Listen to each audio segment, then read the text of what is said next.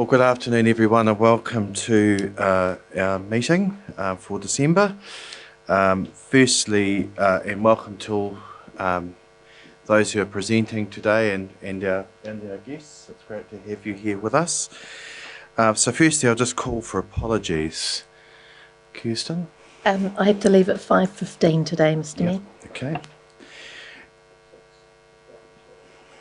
Okay, and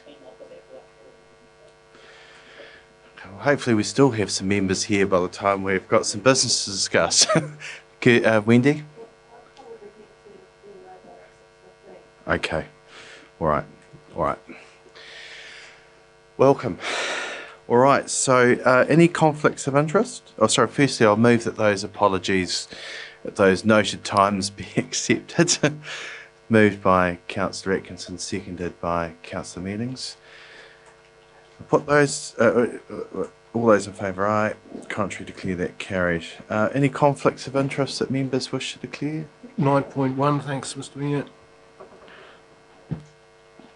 Noted. Thank you, Councillor Bryan. All right, at this point, I'm just going to adjourn our meeting briefly so we can undertake a presentation of a Community Service Award. So just while we get ourselves in place, we'll just adjourn the meeting. And we were thinking of doing it up at the front, but we'll see how we go. We could do it down the back here, okay, I think that might make it easier. Let's get the jewellery on.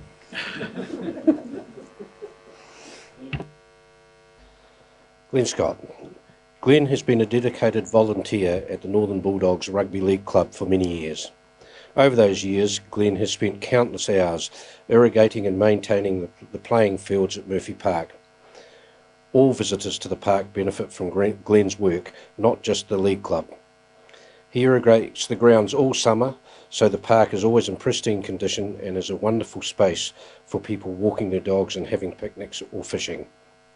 Glenn is a very generous sponsor and has brought a strong group of sponsors on the board to support the Bulldogs Club. Without his sponsorship, it would be an annual struggle to pay for uniforms, training, gear, as well as for insurance and the upkeep of the club rooms. The club rooms were completely destroyed in the earthquakes and uninsured, but Glenn was instrumental in their rebuild. He rallied architects, engineers, builders, sponsors and helpers and met countless times with council to ensure the rebuild could be realised in a cost-effective and timely manner. Long-time club members are adamant that Glenn's dedication and hard work were instrumental in the project being brought to completion and to reality. As part of the rebuild, Glenn was actively involved in organising the build of a spec home in Sovereign Palms. The home was auctioned and profit went straight into the rebuild of the club rooms. The Bulldogs committee and members past and present were in no doubt that Glenn contributed a substantial amount of his personal finances to the rebuild of the club rooms under the radar. He did it simply because he knew how important it was for the community that the club rooms were reinstated. Glenn is a tireless player scout for the Bulldogs. He employs many of the players at his family-run business in Kaipoi and takes personal interest in them and their families. This supportive culture that Glenn promotes has obvious benefits, with both senior teams making the grand finals this year. For years, Glenn was club president. He ensured that local businesses were used in the day-to-day running of the club, from Misco Joinery, Mike Greer Homes North Canterbury, Kaipoi ITN, Phoenix Pharmacy, Larson Signs, Rock Gas and Physio South, to the local carpet layer who fitted out the club rooms. Glenn is a fantastic supporter of local business. As an avid Bulldogs supporter, Glenn has been involved in the club from a very young age. He has been president, committee member, player, coach, spent countless hours running the club rooms, and has unselfishly donated time, money and whatever resources he can whenever asked. He also found time to coach Canterbury age group teams. Glenn has the utmost respect of players, senior club members and sponsors, supporters and committee. He is very deserving of recognition of a Community Service Award for his vast contribution to the Northern Bulldogs Rugby League Club and the wider Kaipoi community.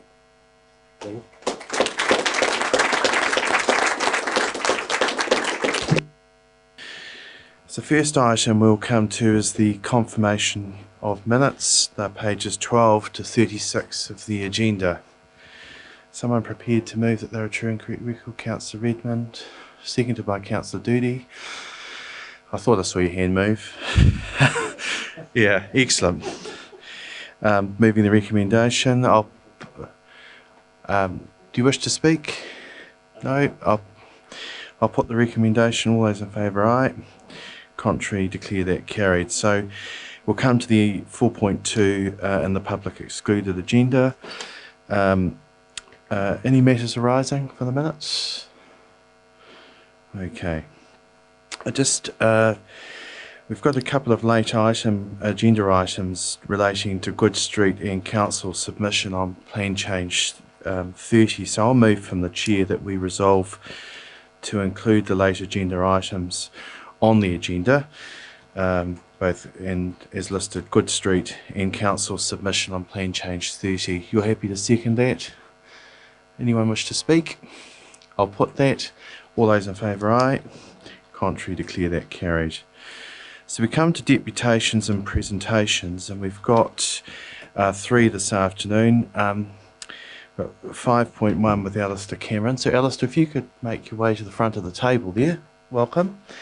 Following, we'll have the Cancer Society, and then we will then hear from Ngāi Tuhuriri. And just for representatives from Ngāi Tuhuriri, I intend to then take report number 9.1, which relates to the speed limit straight after that. So if you wish to stay for that, you can do that. So you can hear the debate. All right. So, Alistair, welcome to our meeting.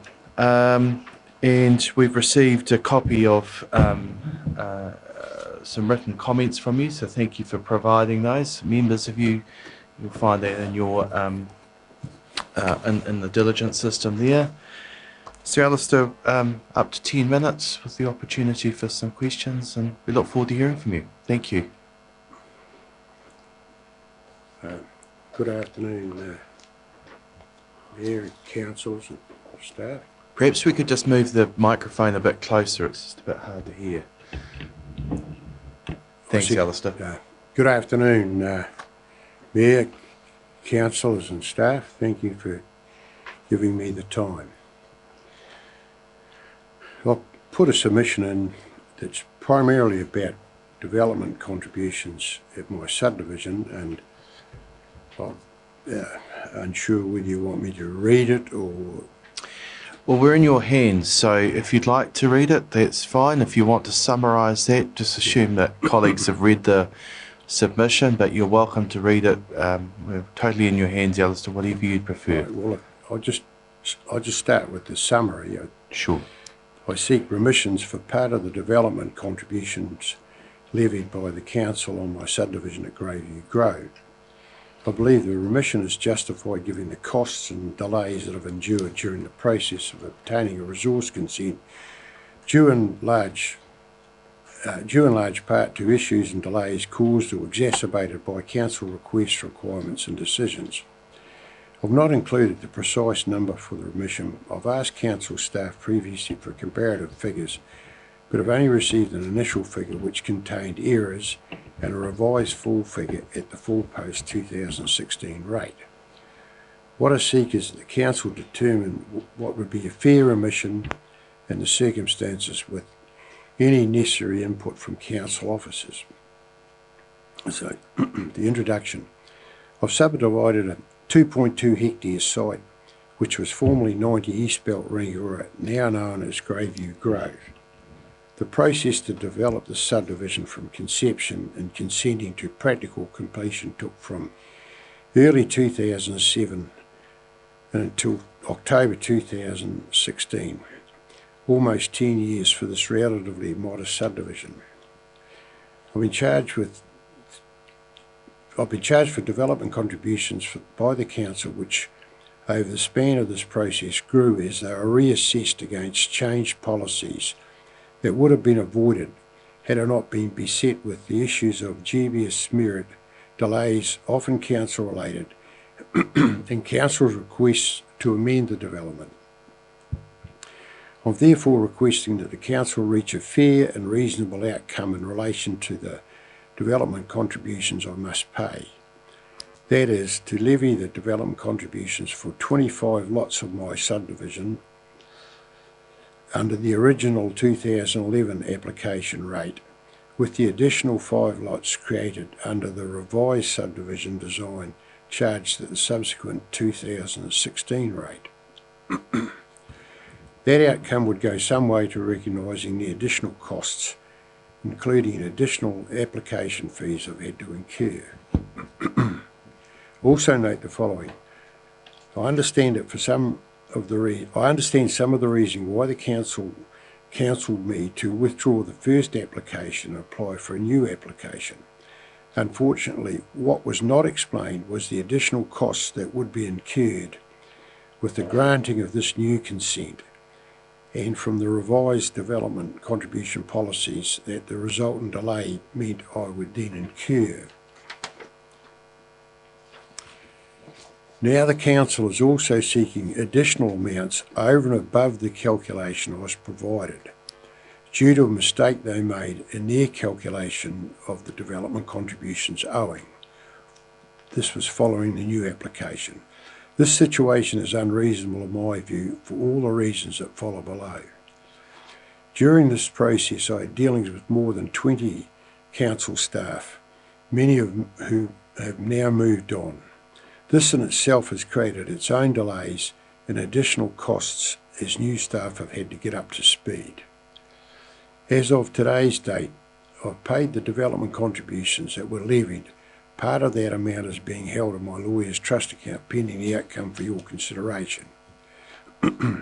What follows is a largely chronological commentary of the myriad of hoops that I've had to jump through to develop my subdivision. The sheer number of issues I've encountered and which have contributed to by council's actions or inactions in my view justify the granting of the remission I seek. Now, there's many pages of basically the history of the thing, and I don't wish to bore that, but if I go into page 9, the acknowledgements. I wish to acknowledge that the former Mayor and the new Mayor and the late Councillor Peter Allen, the Chief Executive and Planning Managers, have been supportive of this small subdivision. However, in my view, unfortunately, the failings and problems due to the inability of the 3 water staff to resolve significant existing stormwater issues and their inability to consult over the sewer connections have resulted in avoidable delays and costs.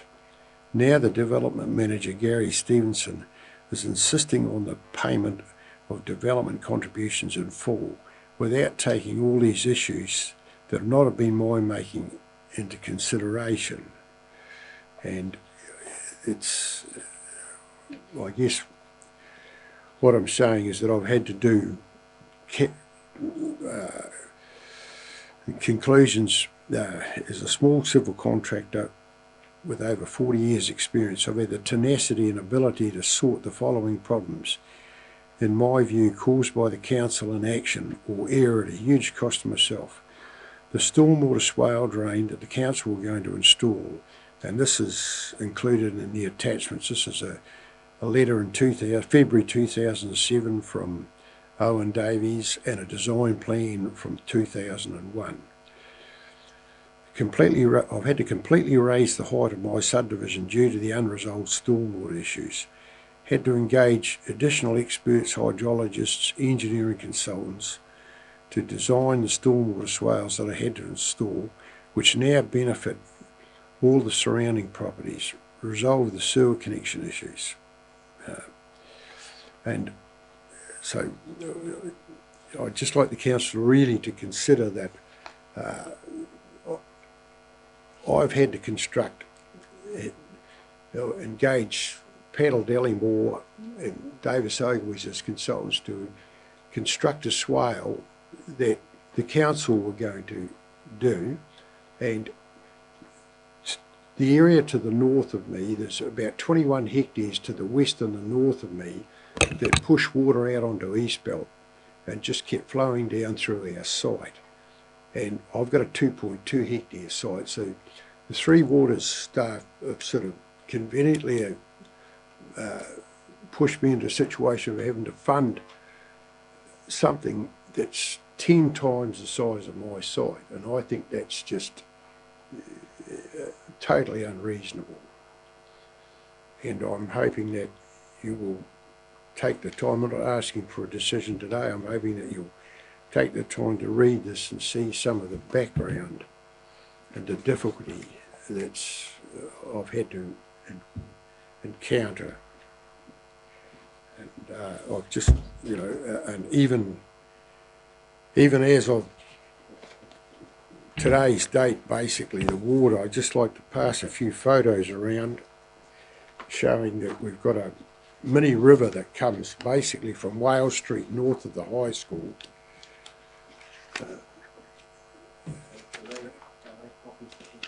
Yes, yes.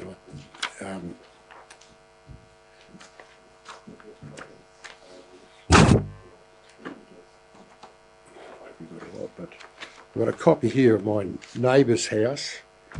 The rhyme is with the water about to go in their front door, and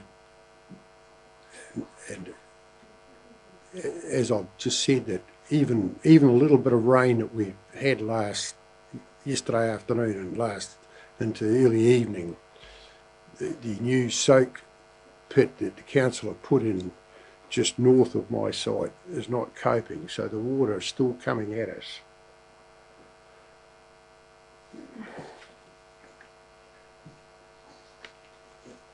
Does that conclude your points you'd like to make, Alistair? Does that conclude the points you'd like to make? Pretty much, thank you. So just before I call for questions from colleagues, perhaps just for colleagues' information and yours, Alistair, how I propose we consider your matter going forward is that, thank you for your letter. We'll call for a report to come back to us and to be considered at a future meeting, likely as part of our long-term plan, but at the earliest our February meeting. So just to let you know, that's what I'll be calling for of our staff to do following your presentation today. Because it's, as you say, it's a bit difficult for us to respond at this point because we'll need to consider that in the context of some staff advice on that as well. But thank you for bringing the matter to our attention. Councillor Redmond. Thank you for coming along, Alistair. We're sharing a microphone. I wasn't sure from your submission, I'm assuming you've actually had titles issued? Yes, correct. And right. I wondered how that might have occurred when you, from what I can gather, haven't paid all the development contributions at this point. I think it was mentioned it's sitting in a trust account, isn't yes, it? So it's set aside. I paid on stage one, which was 12 lots, I paid what was in my consent, and then the council said, oh look, they've made a mistake in my consent and the figure is actually more. So when I come to do stage two, I'll put the additional money into a solicitor's trust account. Okay. Right, so the council were happy to issue your certificates to enable... They have, yes. Whilst this matter is there was a under discussion. And to be fair, Jim Palmer, I felt was very good about trying to get an outcome. Thank you. Councillor Ward. Alistair, thank you. I can understand your frustration. Going back to the early days, did you have issues with working in with the high school board and getting consents and getting things underway at that time? Was that a hold up for you? Yeah, it was a hold up, yes. So that prolonged it. That was the biggest issue was the overland flow path of stormwater coming from the north. From the high And school. I waited, when I got that letter in 2007, I waited for the council. They said it was going to be done in the 09-010 year. There was funding allocated now. I made a start in 2011 thinking, all right, well, if they're a wee bit behind, that's not going to be an issue, it'll happen. But it never happened. And then I incurred the wrath of the then school principal, and it wasn't till the commissioner was put in, that she couldn't understand what all the fuss was about. It was excellent to deal with. That's good. So you've paid for the 2005 rates in full in 2007. Is that correct? You've paid that. Do you know how much that was? Sorry? The first amount that you paid for the development contribution. Oh, nearly $500,000. Really? Yeah. That was in 2007? No. My titles never got issued until like around 2018. All right. So when did you pay? Is that $500,000 what you've paid in total That's to for date? the first 12. Yeah. First 12? Yes. And then I've since paid another sum. So what is the sum that's in trust? The difference is, the argument I think is on the last, the stage 2A, there was only 2 titles in that. Right. And to get around that, we put the difference in what the council's asking and what is in my consent. But the problem I had I been able to carry on with my 2011 application, I would have incurred significantly lesser fees. Mm-hmm. But had I known that, I would never have withdrawn my first application, or in fact it was the second application, I wouldn't have withdrawn that and gone with what really is the third application. And I think that what the debate is here is that I felt that if I'd been charged for the first 25 lots, if they'd charged that at the 2011, I certainly could live with that. And I'm more than happy to pay the full development contributions on the extra 5 lots. The council come along just prior to issuing my consent at 16. Council come along and wanted to do a peer review and increase it to 35 lots. And the designer person that was the consultant for the council come up with me building 10 two-storey units in the middle of the site. And I just couldn't handle that at all. I thought that with carports, so they would, from what I could see then, was that perhaps investors might buy those as rentals, and that would completely kill what I'm trying to do, is promote standalone townhouses for the oldies as such. I intend to live there and retire there. Will we have access to what the progress and the progress payments that you've made? Yes, Councillor. Look, I think I don't want to get too bogged in the detail now because we've got a lot to get through. As I said earlier, we'll call for a report, Right. and it'll have all that information. Okay. And Alistair, we'll make sure a copy of that report is furnished to you, and you can provide further comment at that time if you'd like to. But in terms of process, that'll come back to us to consider. Okay. All right. Is there any further questions? Alistair, thank you for your time and for putting through a considered submission, and we will come back to you with our response. Right, thank you. Look, I've just got 2 plans I'd like to pass around. I can send them down either side of the table and leave them with you. Thank you. Which basically shows my site and the balance area. So, Thanks for your time. Thank you for your time. Thank you.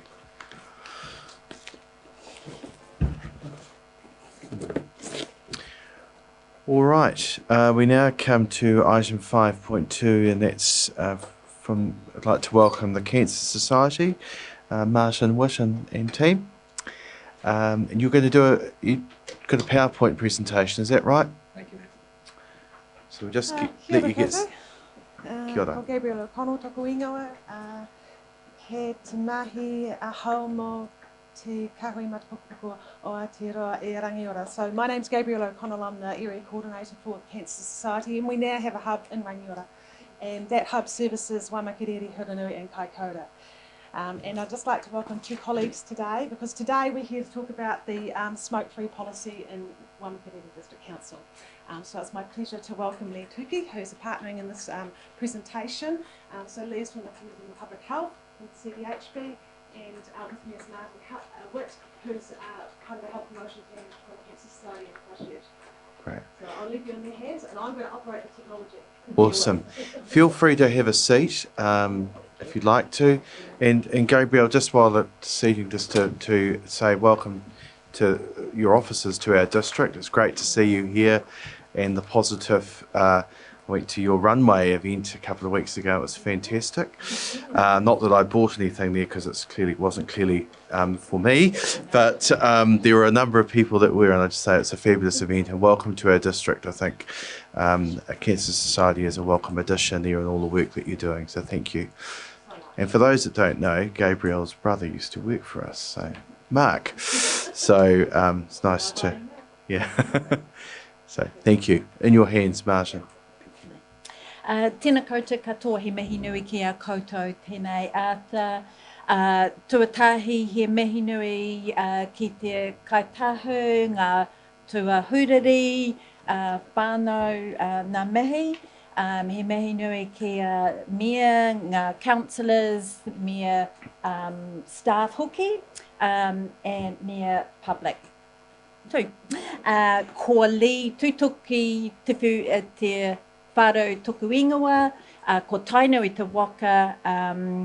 Hi everyone, my name's Lee, and I'm here with my colleague Martin Witt from the Cancer Society, and we are both members of the Smoke Free Canterbury. So we're here today with the korowai wrapped around us as well.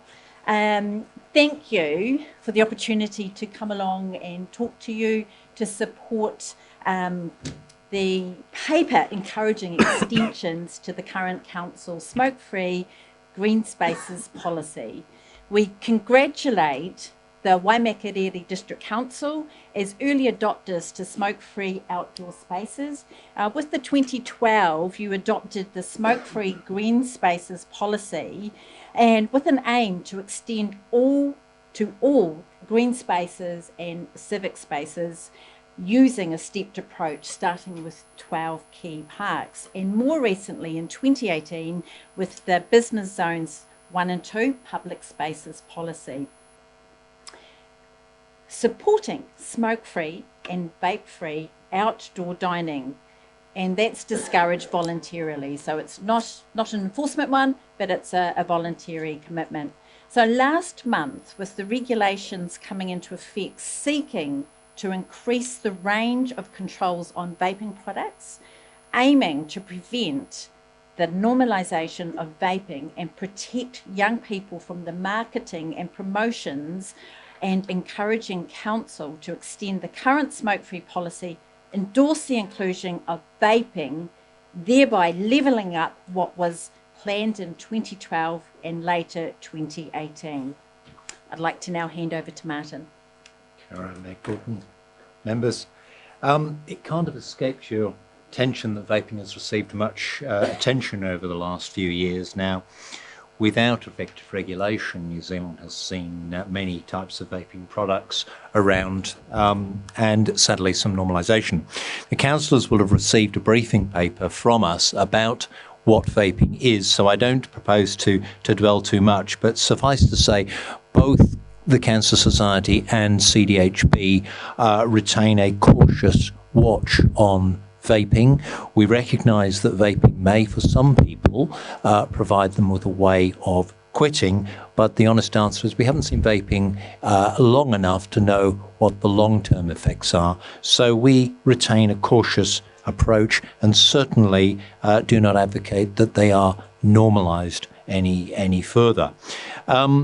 On that basis, just briefly, vaping products are not seen as lifestyle products. The ministry's advice is that vape to quit, but if you don't smoke, don't start, and certainly don't start vaping.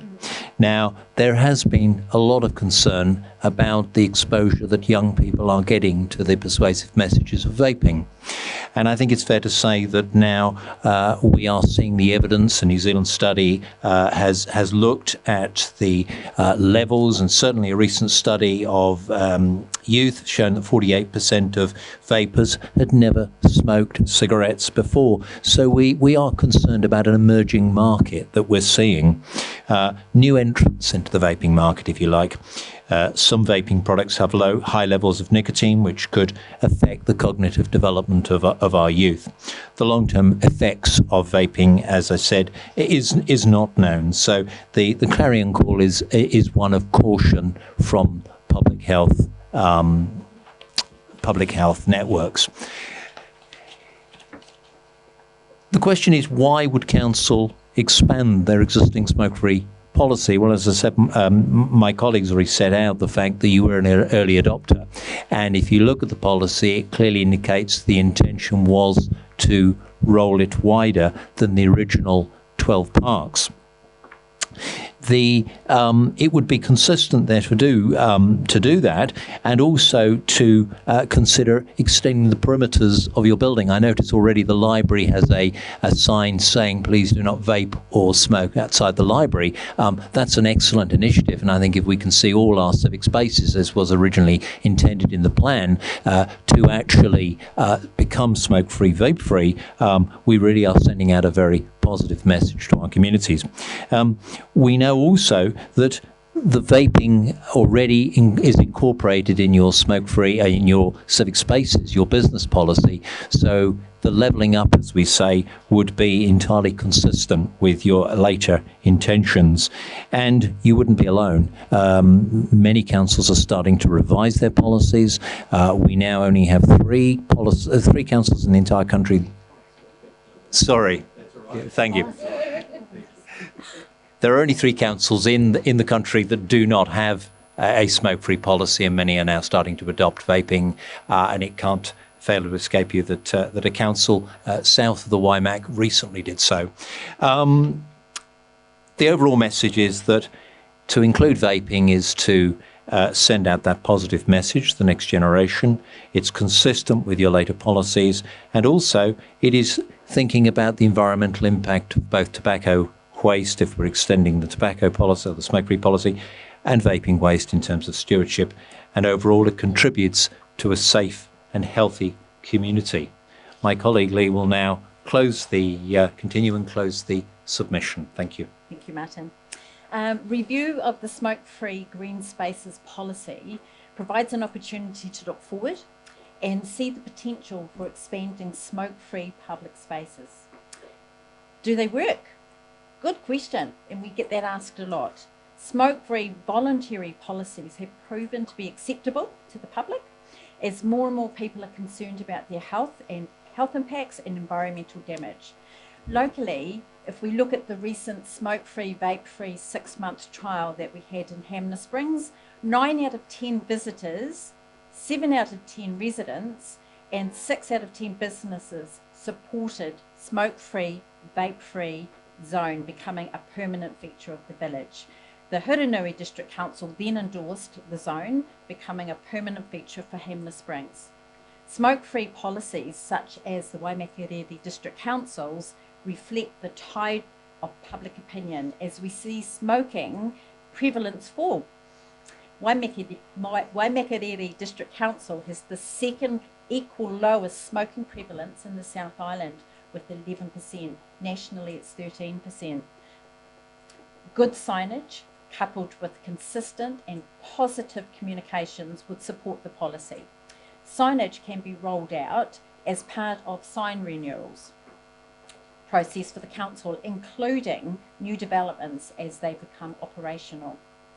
Smoke-Free Canterbury welcomes an opportunity to work with the Waimakariri District Council on any policy extensions, and in particular will support any hospitality businesses wishing to encourage smoke-free, vape-free outdoor dining via the Fresh Air project with free signage. Are we on the last one? We are. These are great pictures. So Waimakariri District Council is changing, and you can see it. New town centres, civic spaces that seek to achieve vibrancy and distinct characters. Places that people like to go to and return to. Spaces that support health and well-being of residents. Extending current smoke-free policy not only fulfills the 2012 original intentions, and it aligns with the later 2018 business zones policy and public opinion. Aotearoa has a goal to be smoke-free by 2025. Waimakariri District Council is already making a huge contribution to achieving this. Today is an opportunity to strengthen that commitment. Nō reira, tēnā koutou, tēnā koutou, tēnā koutou katoa. We're really happy to answer any questions if you have any. Well, kia ora, and thank you, Gabrielle, Martin and Lee, for the presentation. Just in advance of questions, similarly propose that we also request a report to come back to us to consider further the thoughtful submission you've put forward to us today. So thank you for your time. Just ask for any questions from colleagues. Councillor Ward. I'd just like to ask, what can you do, or what is happening about selling vaping products to under 18-year-olds? I happen to know that they are receiving them. They are seeing from Christchurch, and they are receiving in the mail vaping products to under 18-year-olds. So what can we do to eradicate this? I think we can both answer a little bit of that, can't we? So. The straight answer is that the new vaping regs have come in, which will progressively make vaping inaccessible to youth. Is it ideal? Personally speaking, no, but at least we have regulation. Where somebody is being knowingly, you have recourse, I think, Lee, fair enough to actually write to the DHB. Yes, and then we follow up with that. We have a smoking enforcement officer within our team, and they certainly do follow up with any places who do sell to under 18-year-olds. And in alignment with the regulations, they're being rolled out in a staged approach, so not everything at once. So last month they brought out anywhere that there's no smoking, there's no vaping. So that was part of the regulations. Yes, it was, but I think we have to acknowledge that currently, because we've had 3 years of vaping rolling out, it's started to get a grip. An example of how this is coming about is that the vaping industry is now producing material which clearly acknowledges that it can't sell to 18. But I was shown something last week that was a deliberate notice that was saying, we can't sell, but mum and dad can bring you into the shop. That's invidious. So we have what they call controlled purchase operations within the smoke-free, and now it will be including vape-free, where we go out to people who sell cigarettes and educate them that they can't sell to anyone under 18, and then we go out with a young person in a controlled environment. That's why it's called controlled purchase operations, and they go in visibly, no extra makeup or anything, or the young guys might not wear the makeup, but to try and buy cigarettes. And if that place sells to them or sells the vaping products, then we can prosecute them. All right.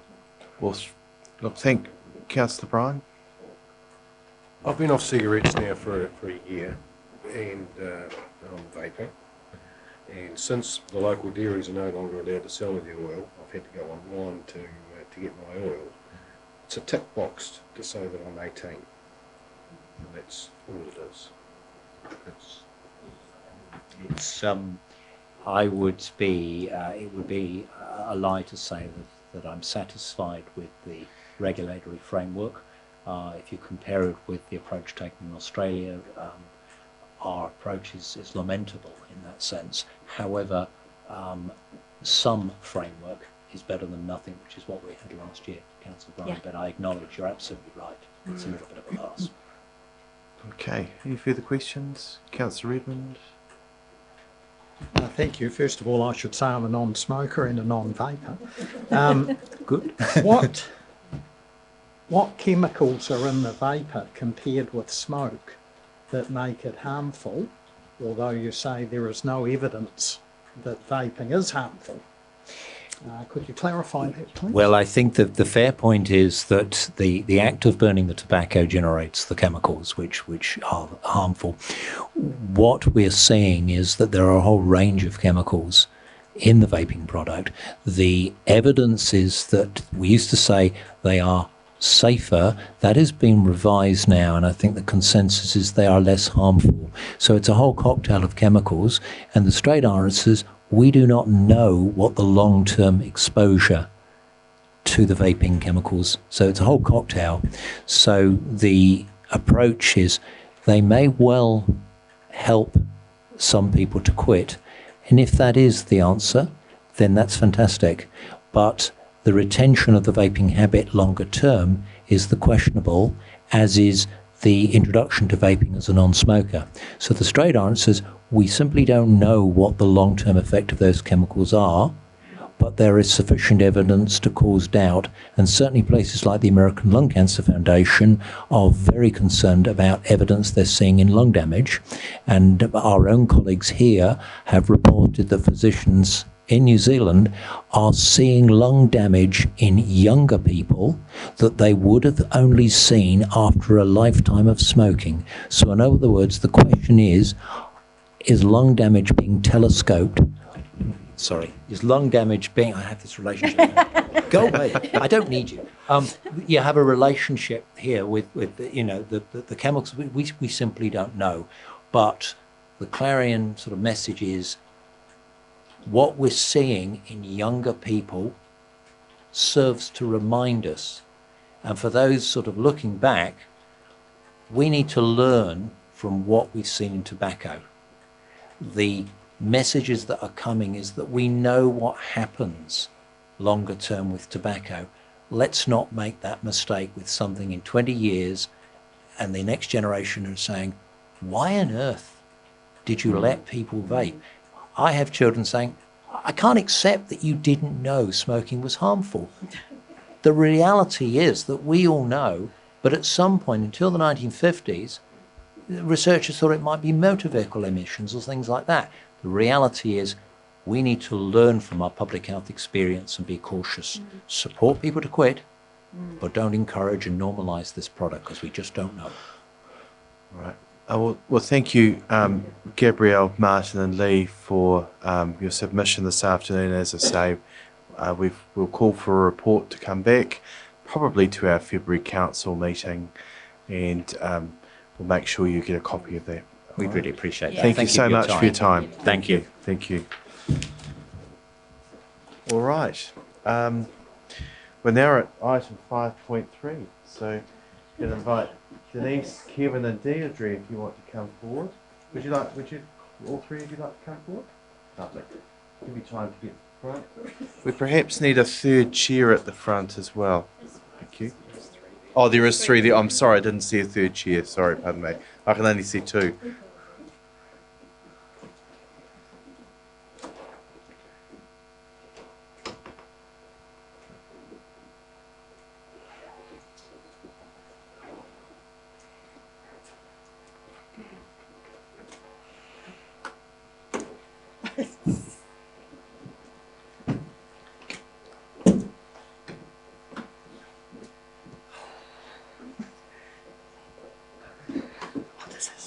This is quite high. Are you okay? You okay there? We can get you a lower chair if you'd prefer. Would you prefer another? I think so. You're okay?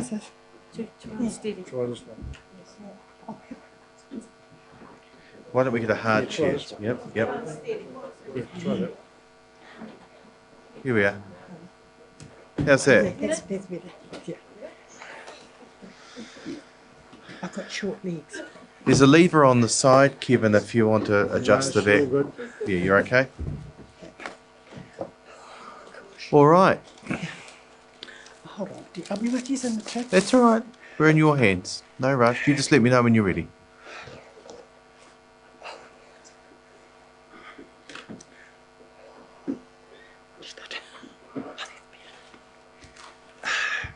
All right. Well, welcome Denise, Kevin and Deirdre to our table. It's great to have you with us from Ngāi Tuhuriri Runanga. So we're in your hands. Up to 10 minutes to make some points around the Tuahiwi area in terms of speed limits and speed-related matters. And then there may be some questions from colleagues. And as I said to you before, item report 9.1 actually covers some of this, so I'll take that straight after your presentation. So if you'd like to, you can stay and hear the discussion around that. So we're in your hands. Welcome to our meeting.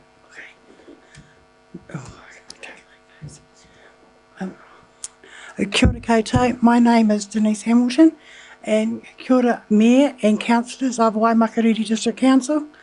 On my left is my husband Kevin Hamilton, and on my right is Deirdre Carroll. We're here not only representing the Runanga, we're here representing the residents of Tuahiwi. Okay? I've got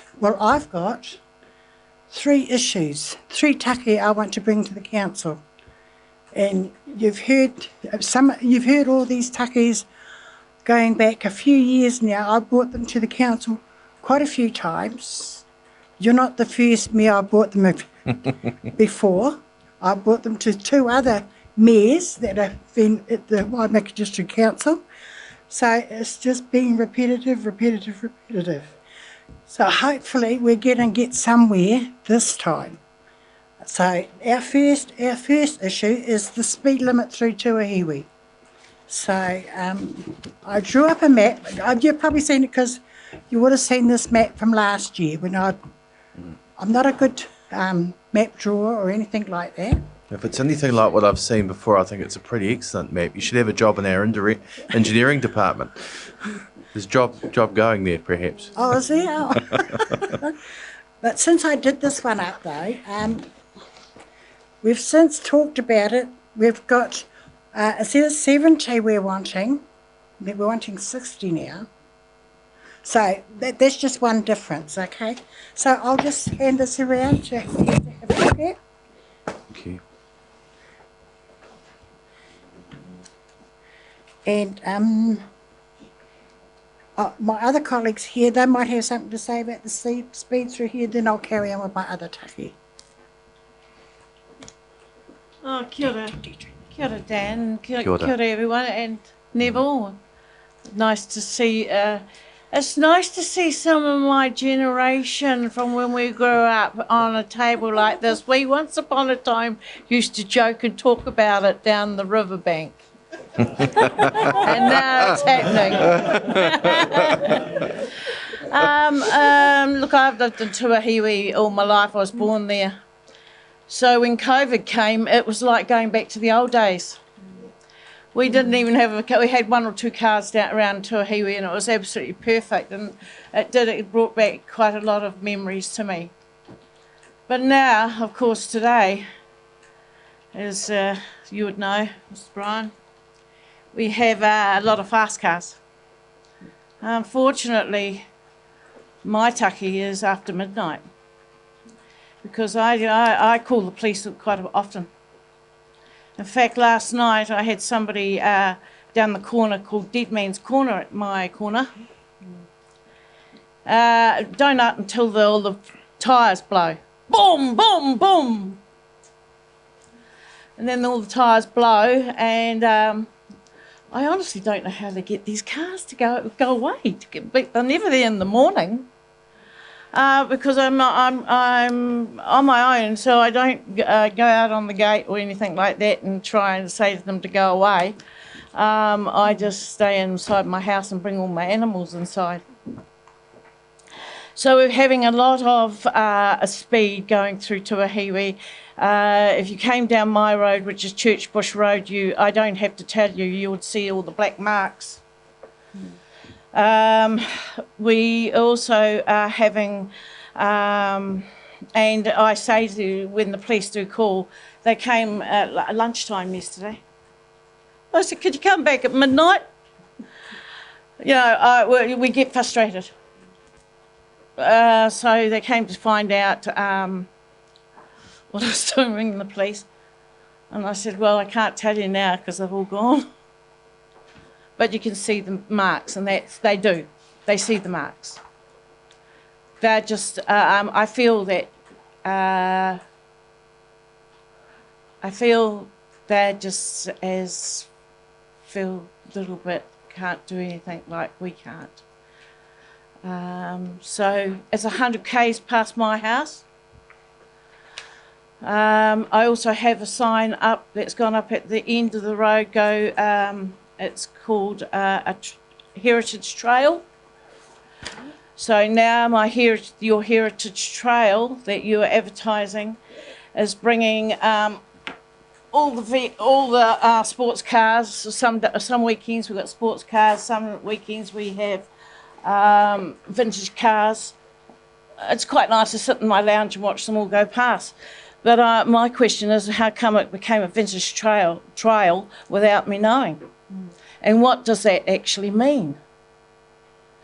And so we've got a lot of walkers. A lot of walkers through Tuahiwi because you all want to be fit and live longer. You're coming from what end? But we've got no footpaths. So everybody's walking on the middle of the road at 100 k. So we are asking the council, please, could this be looked at? I'll hand it back to Denise. Thanks, Deirdre. Your chair. Kevin. Kia ora, Mayor, kia ora, council and residents. I've lived in Tuahiwi, I've spent most of my life around Tuahiwi one way or another. We've now lived there permanently for the last 14 years. My major concern is the safety of pedestrians and residents through Tuahiwi. And that extends from the 5 crossroads down to the Revels Road, Lineside Road area, Churchbush Road, Parr Road, Greens Road, and don't ask me to pronounce the others, Papatuki. But the behaviour of those in cars and motorbikes is getting to the stage where it's unsafe. Anybody walking through or around Tuahiwi takes their life in their hands. On a number of occasions, driving through and around Tuahiwi, I've watched young mothers with pushchairs struggling in the long grass because they're pushed there by traffic at speed.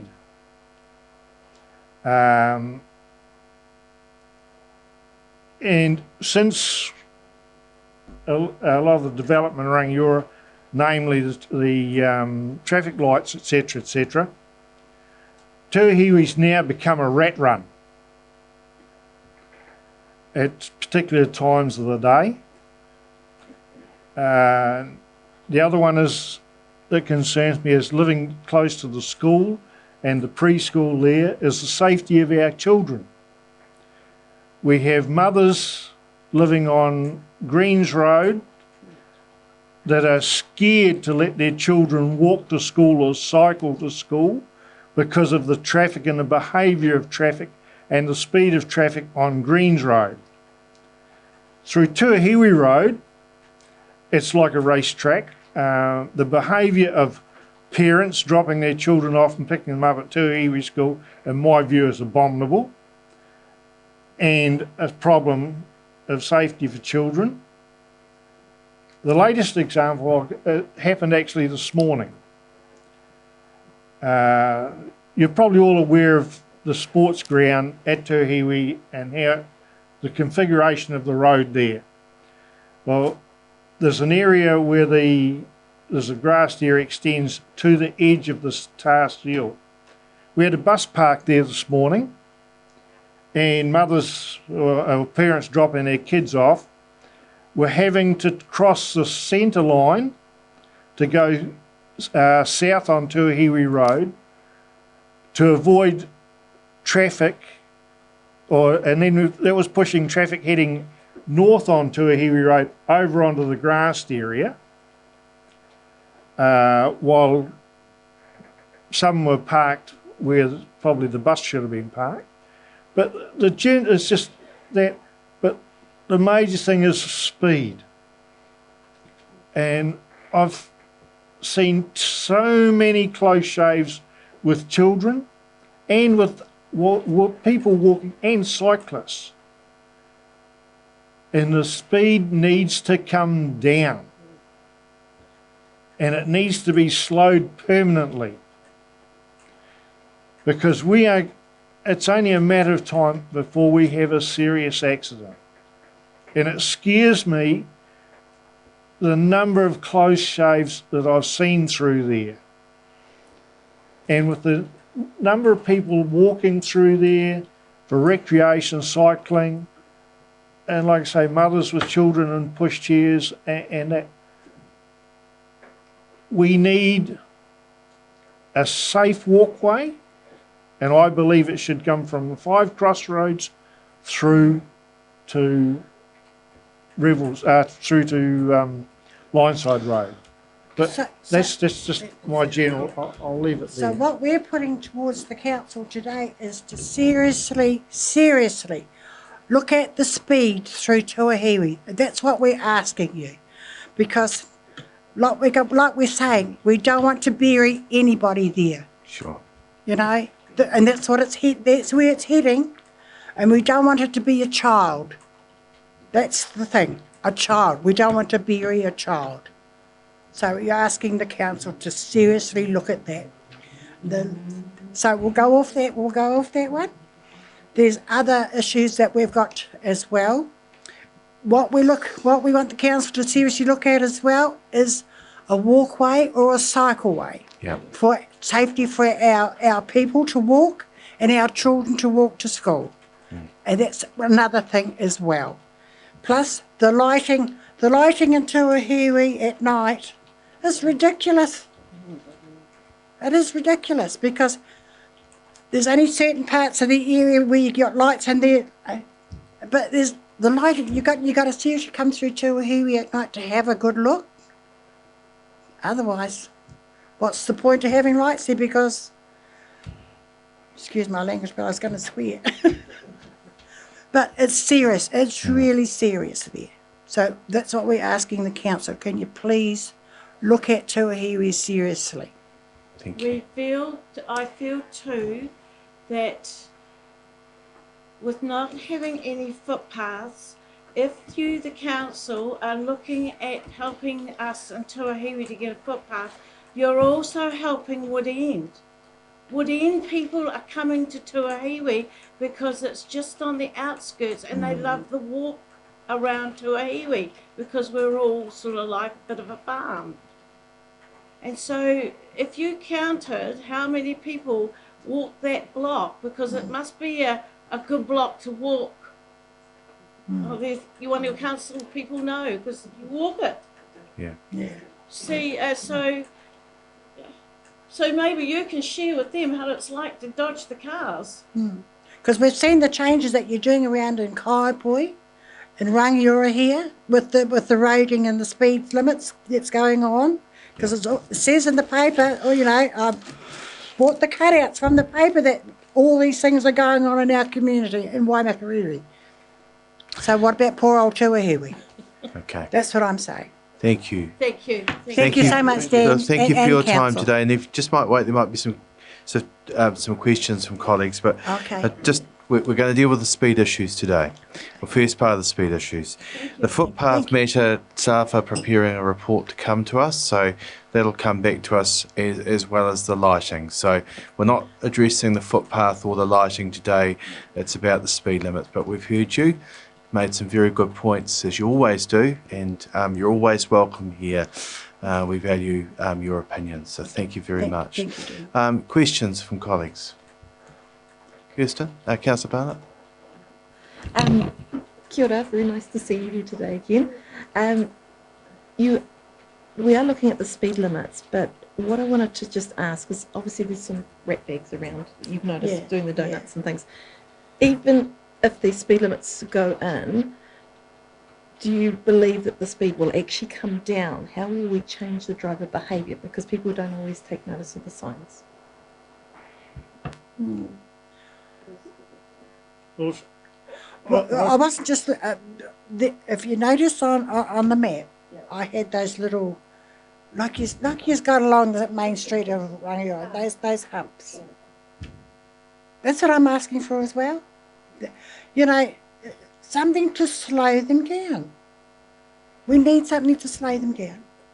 And my answer would be, I would like to go into consultation with an expert to tell us how to do that, because we are not the experts. No. We need the experts to come in and help us to actually slow the traffic down, have a safe walkway for our children.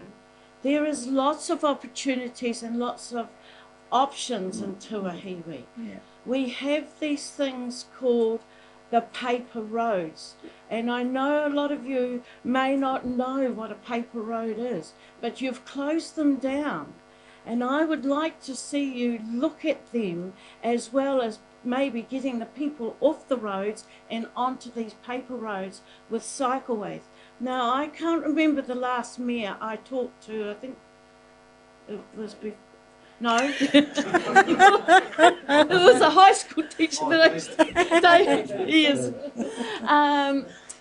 Because it was a map that came through to Tuahiwi residents about walkways that you, the council, were going to do, and you were going to. I'm so pleased you're nodding, Mr. Blackie, because I tell you I can't find the map, but you talked about incorporating the walkways that you've done down Rangiora Road into Tuahiwi and around the river. You followed the river. You didn't stay on the main road. You actually took the cycleways and do you know what I'm talking about? Please, I would like you to readdress that. We are actually at the moment. Oh, thank you. That was a very good plan. It came right behind my house. And there's a bit of no man's land at the back of my house. And I go and spray it and mow the lawn. And I keep thinking, when's the council coming to do something with it? And it's quite a big area. It's like about half an acre. Yeah. Okay. Look. Thank you for your time. I'm sorry to hurry you, but we've got Joanne's report coming up. Look, can I say thank you again for coming? It's really important that we hear from you. And if you'd like to remain, please take a seat because we're going to discuss the report that deals with speed issues today. Joanne's going to do a presentation to us now. Following there will be some questions and probably debate that will ensue. So you're welcome to remain if you've got time and you'd like to. And you can sit at the front here if you'd like, if that's easy for you. Thank you very much, Dan. Thank you for your time. Thank you.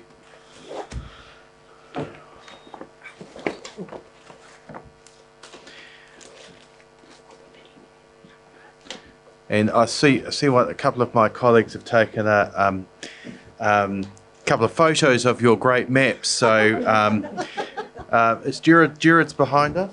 So if you're looking for a future mapper, Denise is here. So thank you, Denise. Thanks so much. Thank you. All right. Thank you. If you'd just like to come forward, I'll just quickly, we've got no adjourned business. We'll come back to, we've got no COVID-19 recovery planning or shovel-ready projects today. So we'll now go to 9.1 in reports, Tuahiwi to Ashley Speed Review, pages 88 to 150. Joanne, thank you. Thank you. This report is to provide an update on the speed limit review process which has been undertaken for the Tuahiwi Ashley area, and to seek approval for some changes to the speed limits. Consultation was obviously carried out quite some time ago, back in August 2019, regarding changes to speed limits, and a report was brought to Council in July this year and was left to lie on the table so that further work could be done around whether a 40 km/h speed limit could be implemented through Tuahiwi. Since that time, we have had a further hui, which was very well attended and was organised by Denise and Kevin. And that at that hui again was an opportunity to reinforce the issues that the community held very strong in their heart in terms of safety, particularly through the village. We've done some further design work and consulted with NZTA on a package of traffic calming measures that would be required through the township to support a 40 km/h speed limit. And that plan is attached to the report, and it does include some additional raised platforms through the village to make sure that we do get the compliance with the 40 km/h. At this stage, we are suggesting that changes be made to, there's a table under the recommendations, and the reduction of some of the sealed roads within Tuahiwi from 80 to 100, including Greens Road and Church Bush Road. But we are saying that we need to just hold the unsealed roads because we are recommending they are reduced to 60, and there will be further consultation required on those roads. So what we were planning, or what we would like to do, is the physical works would be carried out in conjunction with the Shovel Ready project, which is planned through Tuahiwi, and that is likely to start in around about February next year. So we can look at implementing the speed limit at about the same time that that work occurs, because we will need the physical works to reinforce that 40 km/h speed. We have been in contact with the preschool and are also following up with the school around safety of children at the crossing after, during the morning drop-off and also the afternoon, and can talk with them about issues such as the bus drop-off as well. So I'm happy to take any questions. Any questions? Councillor Williams, followed by Councillor Barnett. Yeah, I'm concerned about our consultation on some of these speeds. We've just heard from our presenter here about other matters not being consulted. I know 2019 we did some consultations, but have the actual people on the roads been asked what they want for their roads? Yes, so this went out district-wide, the consultation, but we have had now 2 huis around speed limits in the Tuahiwi area, so we definitely have been seeking feedback. So I'll specifically mention one road, Rebels Road. Yep. Have the people down there been notified individually? Everybody in the district has been notified through a series of different platforms. So that is via news stories, via web pages. Have we dropped a letter into every single letterbox? No, we haven't. But we have tried to reach as far as we possibly can with that, with that information. And we held a drop-in session at the marae just to make sure that we were, trying to get involvement from the community. Thank you. Councillor Barnett. Yes, thank you, Joanne, for the report, and I'm quite comfortable with most of the speed limits, but I do note on page 110 of our agenda, Revels Road had the assessed safe and appropriate speed of 100 km/h under the engineering requirements. How are we going to justify making it 80 to the general community when it's been assessed as appropriate to be at 100 km/h? This is on page 110 of the agenda. Yeah, I'm sorry, I don't have page 110.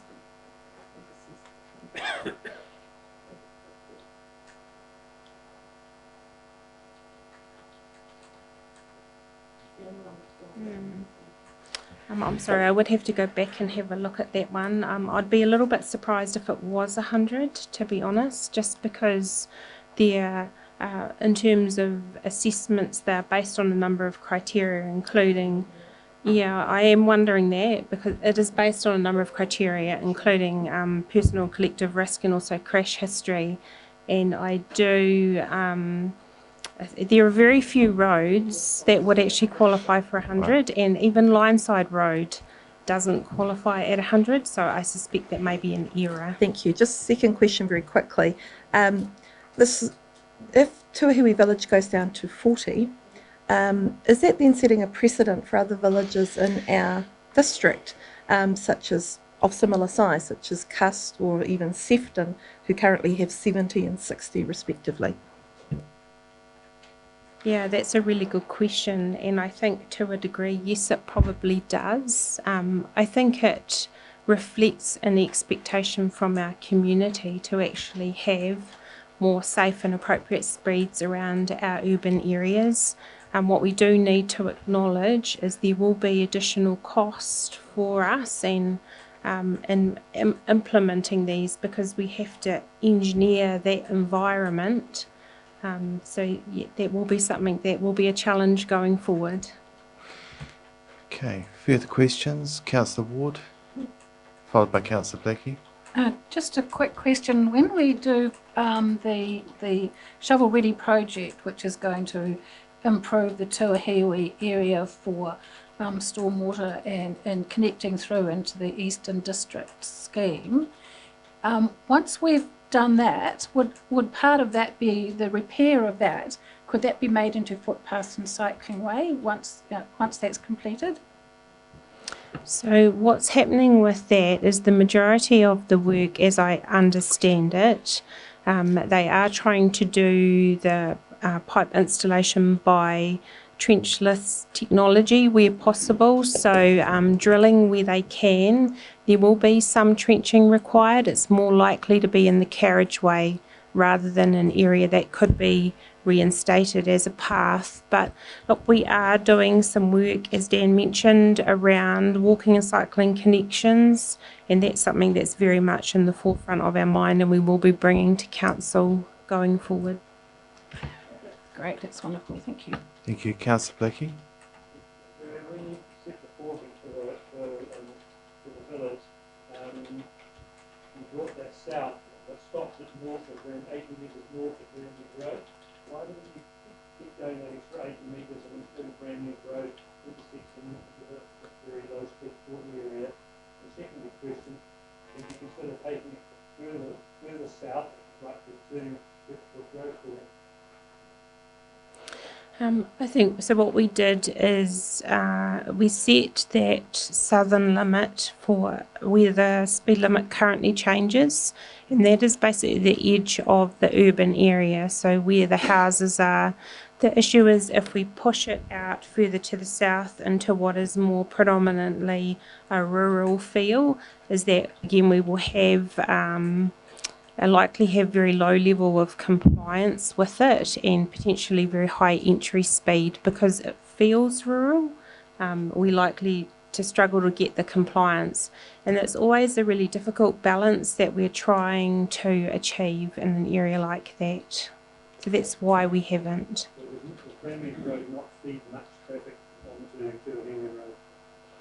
I don't have the counts in my mind, but I don't believe the volumes are very high. Thank you. Councillor Atkinson. Thank you, Mr Mayor. Just following on from Councillor Barnett, actually, so the process that's been gone through here is consultation and directive from the community. If the other communities were to raise, it's around this precedent that I'm sort of getting to, if it was raised from other communities, we would have, is it right that we would have the same sort of consultation with those communities individually, and we would be able to program those works if there was any in appropriate years? Is that my understanding of the process, if indeed it was raised? I mean, this process has been raised for years. If we were to start that process, is that my understanding? Yeah, and I think we would need to do that because we wouldn't be able to do everything in one big go. It would be a matter of staging or prioritising programming. I think in terms of, I guess, national direction, the Road to Zero strategy, certainly, and the way this government is focusing around transport, there is very much a national directive to look at more safe and appropriate speeds, particularly in urban areas. Further to that, given that both of those particular roads, one's the ex-State Highway 73 and it was of higher volume, and certainly through Sefton as well. I was actually racking my brains as I was trying to ask these questions. Is there any other areas, such as Tuahiwi, that this could set precedent to that's not on, like an ex-State Highway or an arterial road, that, you know, that's on the similar type road? Not that I can think of, I guess off the top of my head. I would say with Cust, trying to get a 40 would probably be a little bit of a stretch. I think probably a 50 might be more appropriate, and we would have to go through that assessment. It's obviously 60 at the moment. And then there's also questions around things like variable speeds outside of schools and those sort of things that we could look at. So at school start and finish time. One thing, over the next 10 years, we will be looking at all of our schools. And again, with a drive to get safe and appropriate speeds outside of schools. The beaches, we tend to have low speed limits, but then we don't have the through traffic. Oxford is probably a similar situation where we have had calls for lower speed limit than the 50 that's currently through there.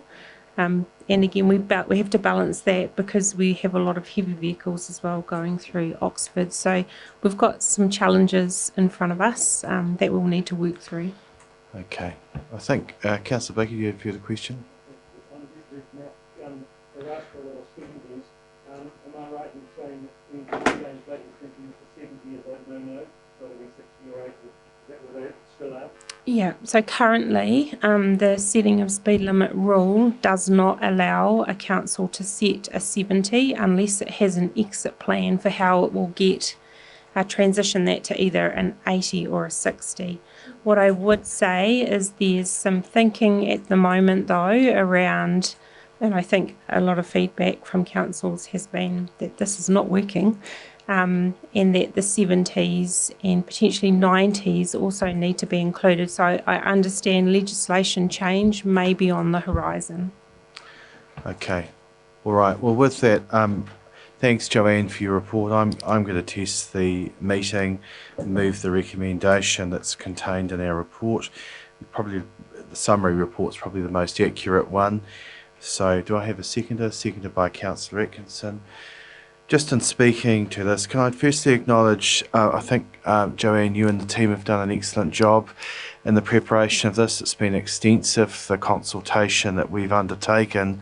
We let the matter lay on the table because we weren't satisfied that we were going to achieve some of our community's expectations, and I particularly acknowledge Ngāi Tuhariri and the excellent work that they've done in terms of getting people to a meeting to start with. So I understand that both Kevin and Denise letter dropped the entire area, and so when Councillor Blakey and myself went along with the meeting with you, we were expecting quite a small audience. Well, we were quite surprised. It was very extensive and so really well done. So again, we might have a talk to you about how we get more people to our meetings in the future, but well done, because it did really clearly reflect the support not only for the local village and the marae, but also much more broadly in Tuahiwi of the need to look at change. Also, we weren't satisfied with the response that we got from NZTA, which initially wasn't to accept that speed limit change through the village. We noted that it was really important to our local runanga, and so the Deputy Mayor and myself, whilst in Wellington for another meeting, sought a meeting with the Chief Executive of NZTA to make it clear our position. And I know that Joanne, you had also worked on that. We just not long ago also had a meeting with Jim Harland with Denise, Kevin and Deirdre, where those points were made again, and it's taken a bit of work, but we've got to where we need to be in terms of in terms of the village, and there will be some changes required in that environment to support that, but they are changes that we think are worth it because our community have certainly indicated that. So hopefully today we'll tick the first one off the list, as was mentioned earlier. More broadly, in G, which notes the other areas which are looking at different limits, I think it's appropriate that they're put on hold until we have a more broader conversation, and hopefully by then we may also have some further clarity from government around their thinking around speed limits, but it's important that they're also addressed as well. It has also been mentioned there the priority of a footpath and linkages, so that will be subject to another report, and also the lighting as I mentioned earlier as well. It was talked of before by Councillor Barnett around other communities and setting precedent. I'm sure we will have discussions with other communities, but as I can see this is on a case-by-case basis, and we'll deal with those as they come up and open to those conversations with communities. We've come up with all sorts of solutions over the years. I remember being involved in the Swananoa School some years ago when we came up with a creative solution there. So this council has showed that we are prepared to listen to our communities, take on board their concerns and come up with solutions that have that community buy-in. It is only going to be effective if people observe it, and the environment's one thing, but as I mentioned to Kevin, Denise and Deirdre at the meetings we had, if they know of particular vehicles offending, let us know what who they are, particularly big heavy trucks, which is a concern, and we can talk about to those particular trucking companies and see if we can divert them from the area and address those things through that way, and that's being more proactive in the management of the village area itself. So look, I have no hesitation in supporting this because it's been such a thorough process, and as I mentioned before, thank the staff for their support in getting us to this point. Councillor Atkinson. Thank you, Mr. Mayor.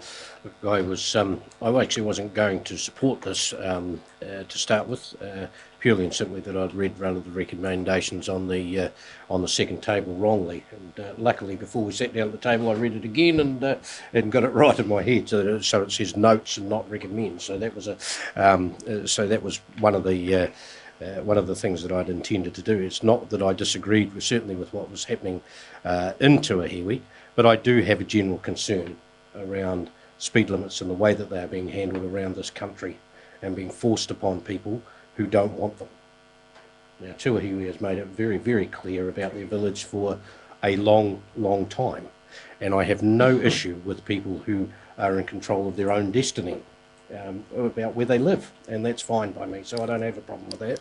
Where I do have a problem is where they're forcing speed limits on different places that have arguably a crash record that's rather interesting and statistically collected in a way that is gathered liberally, if you like.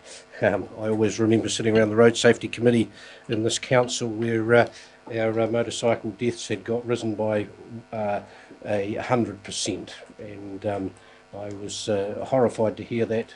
And I'm horrified to hear that anyone's killed, whether it's a motorbike car, but the difference was that it had risen from one death to actually 2, but it was a 100% rise. But if you read the report, we were living in disaster land, and while the death, as I say, is disastrous, and I don't want to belittle that when you put some of those statistics into practice and actually work the numbers out, some of them are not as high as they certainly seem to be, but this is being forced upon us, and we're just in people's backyards every 5 minutes, and I want to make sure that that's done correctly. So questioning, arguing, doing all of those things along the way is what we should be doing, rather than these coming to us as a directive from the government.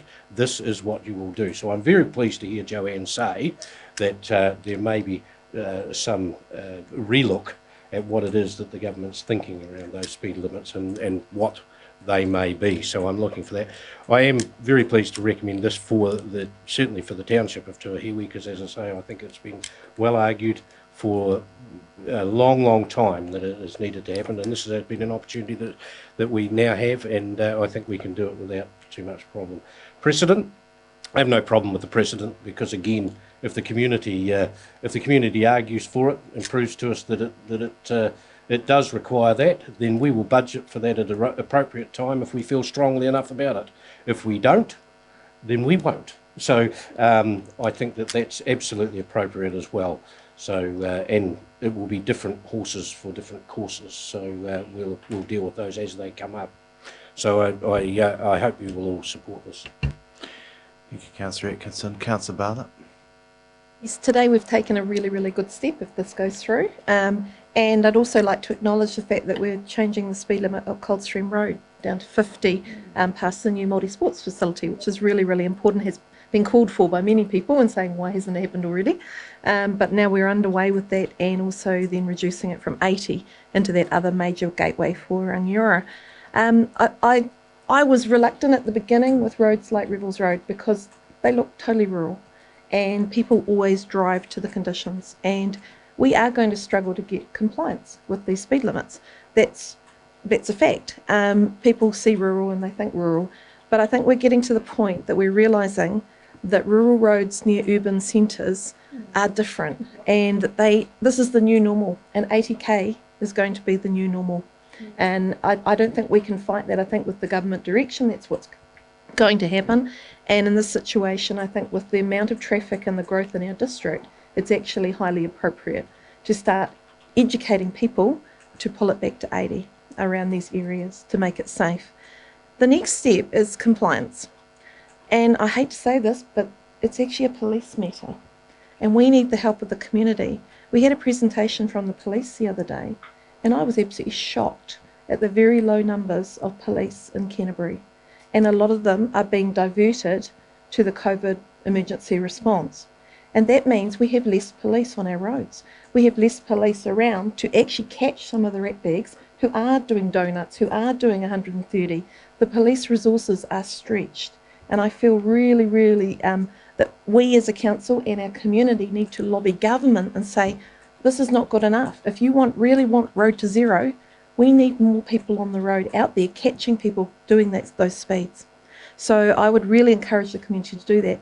The only reason I brought up the other settlements is I was aware that Cuss was actually due for a speed limit review this year in 2020. However, it got put off because of COVID-19 emergency. It was due early this year. They've been waiting for years to try and see a review. And I'm a little bit suspect about the argument that because it's a major arterial that a village shouldn't be treated like a village. I still think we have to be very careful that we're still looking at the safety aspects rather than what road it actually is on and on what hazards are there and what the likely threats are.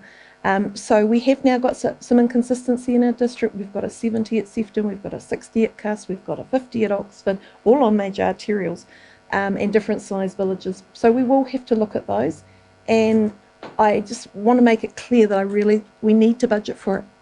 We're going to have to budget for it. If this is the direction of the government, we have to put more in our budget in this area, because government's not going to pay for local changes to speed limits. We are aware of that. We may get some subsidy, but we won't get a lot to do the treatments that are required. So my questioning of other areas was the fact we need to put some budget short-term in our long-term plan. Councillor Blackie. Councillor Williams. Yeah, I actually went down to Tuahiwi this morning and I observed one of the buses in the car park, and I was there when the second bus pulled up, and I was actually horrified with some of the people dropping the kiddies off the school, the way they pulled in there, and yeah, it wasn't nice, and they weren't observing probably the in lane that's sort of there to get into that car park. So driver education is quite important of it. I also went down to Rebels Road and talked to some people down Rebels Road. They were horrified that we were looking at dropping it down to 80 kilometres. They were quite happy at 100 kilometres an hour. We have got statistics saying we've got some of the best roads around New Zealand. Driving down Rebels Road, I don't think Revel Road's included in that. So that's the only reason I'd support Revels Road coming down to 80 k's is the condition of the road. If it was a nice road like it used to be, it's wide, it's okay, and I don't think we'll be able to stop people speeding down there. One of the persons said they've got no problems with people travelling 100 k's there, but it's 150 kilometres an hour that they all travel there all the time, and this isn't going to stop that. It's also not going to stop the way the treatment of people driving in and out of the school and all that drama. So I think some education probably maybe coming from the school side to the parents that drop the kids off as well. But as I say, I wouldn't be supporting this in total if Revels Road was actually to our normal standards of road, and I don't think it is. So I will be supporting this, but the Revels Road was the question in my mind at this stage. Any further speakers? Just in right of reply, Councillor Barnett's right to observe Coldstream Road, and we forget about all the work that we've done to actually get the speed to that level, and that came from submissions to us around putting footpaths down there to recognise the safety, which then enabled us, because it is a rural environment down there, and with the build-up of the stadium, to get to that point of achieving that speed. So it's a really good outcome, and so it sort of finishes that piece of work that we've been working on for some time. I think our police out here do an excellent job. I pick up the point that Councillor Barnett made, but one of the things, I have a regular meeting with Peter Cooper every month, and also I'm very keen to make sure that quarterly we have an update here with our police to keep connected with what's going on. It's a real partnership approach that we're developing with the police, and that's absolutely appropriate because they're vital in our community. Around resourcing, we'll always advocate and support our police because it's really important.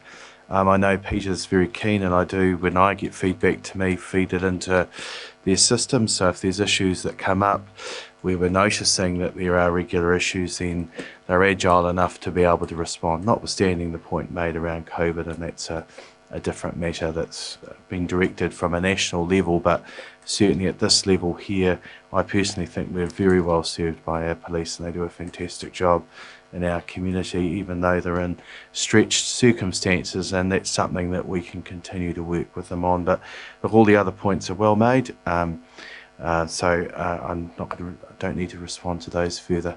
So I'm going to put the recommendation now. All those in favour, please say aye. Contrary? Declare that carried. There we go, Denise. Team, well done. All right. You're welcome to stay with us for the rest of the meeting if you'd like, but you don't have to if you don't wish to. All right. Okay. Thank you very much. We'll just go back now to 8.1. And we've got, sorry, we've dealt this out of order, staff. Sorry. All right, thank you very much.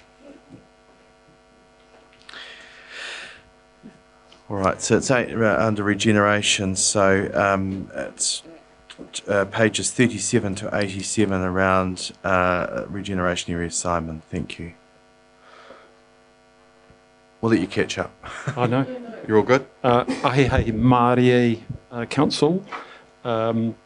Just like to overview this report. It seeks to make some recommendations to you to respond to the Red Zone Recovery Plan in a specific part of the district, the Kairaki area, and that requires, as has been briefed to you, a number of changes to existing documents, particularly the deed between the council and Ngāi Tahu, represented obviously by the local people, Ngāi Tuahuriri, and then further to the reserve management plan that applies to this land, and as has been briefed to the District Planning and Regulation Committee, but is being separately reported and considered changes to the district plan. I'll take the report as read, and I'm pleased to answer any questions. Thanks, Simon. Questions? All right, so we come to a recommendation. Prepared to move, Councillor Blackie, seconded by Councillor Atkinson. Do you wish to speak to it? You just put your microphone on, please. Sorry. Oh, sorry. Battery's not on it. Excellent. 2 years in the making. This, well, a whole lot longer than that actually, but especially, and thanks to Simon, who's battled away with the trust with this for a long time.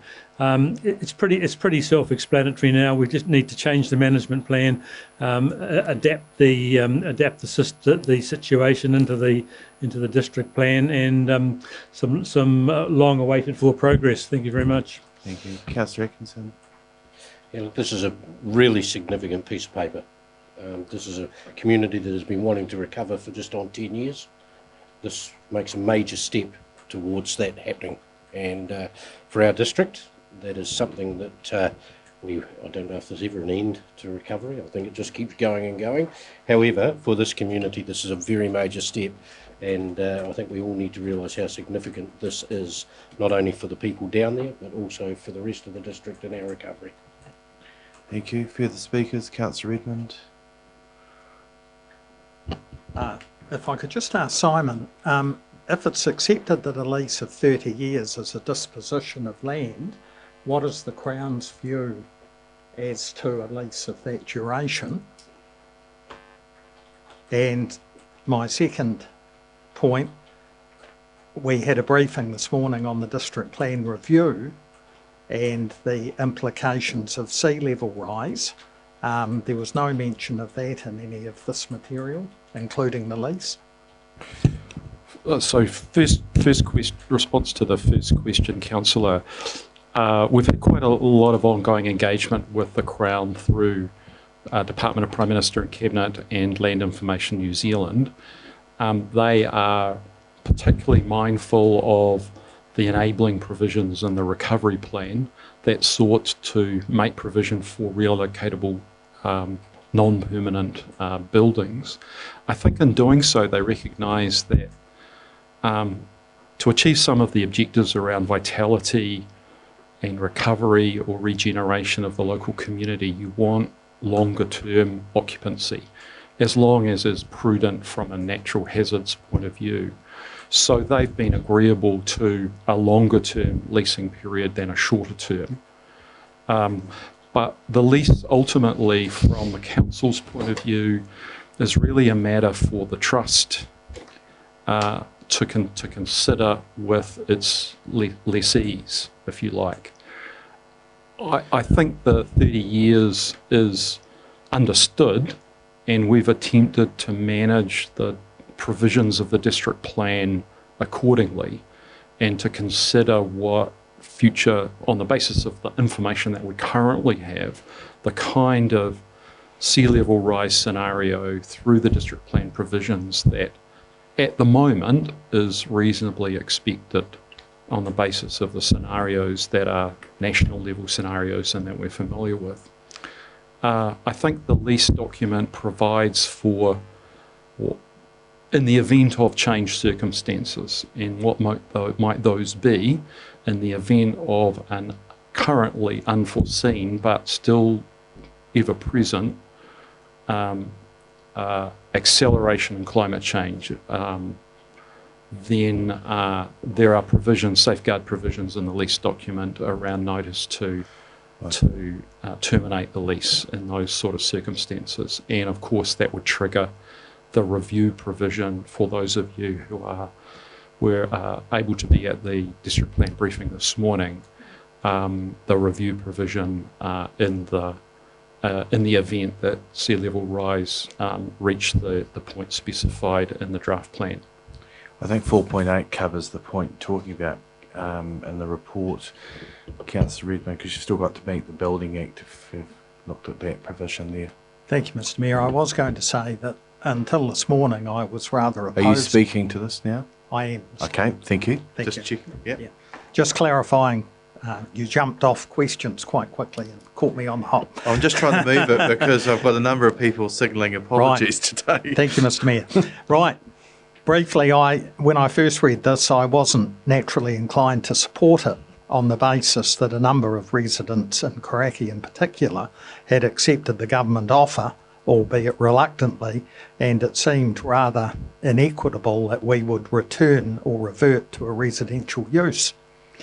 However, after this morning's briefing, this area is susceptible to sea level rise, and I see this use as really a temporary interim use of the land, which will give the trust some income, albeit in the short term.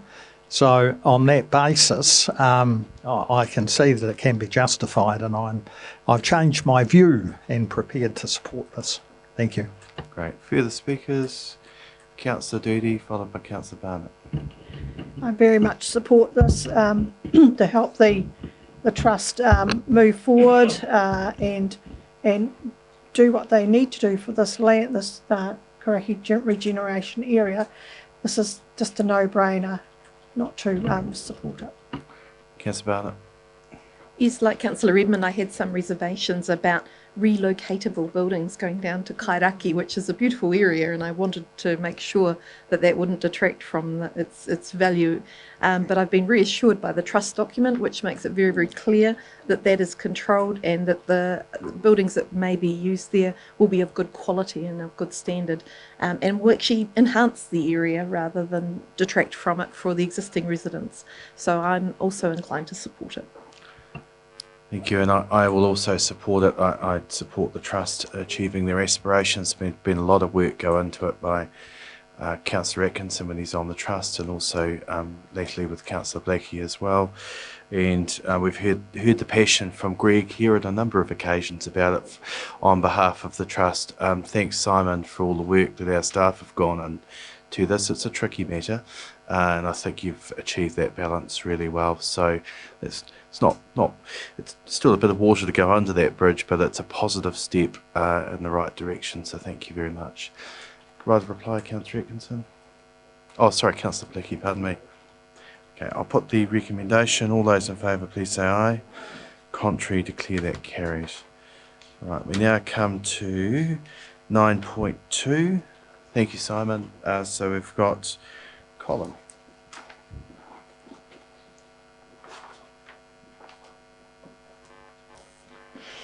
And Kelly.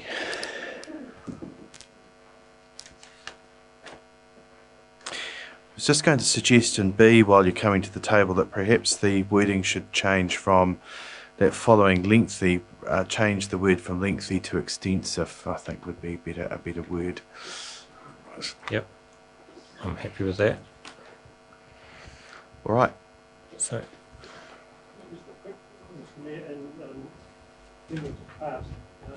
It says, misprint, it says, somewhere else in the agenda too, wording actually converted to wording sentence. Can we correct that? Okay, hold on. G. Oh, it does too.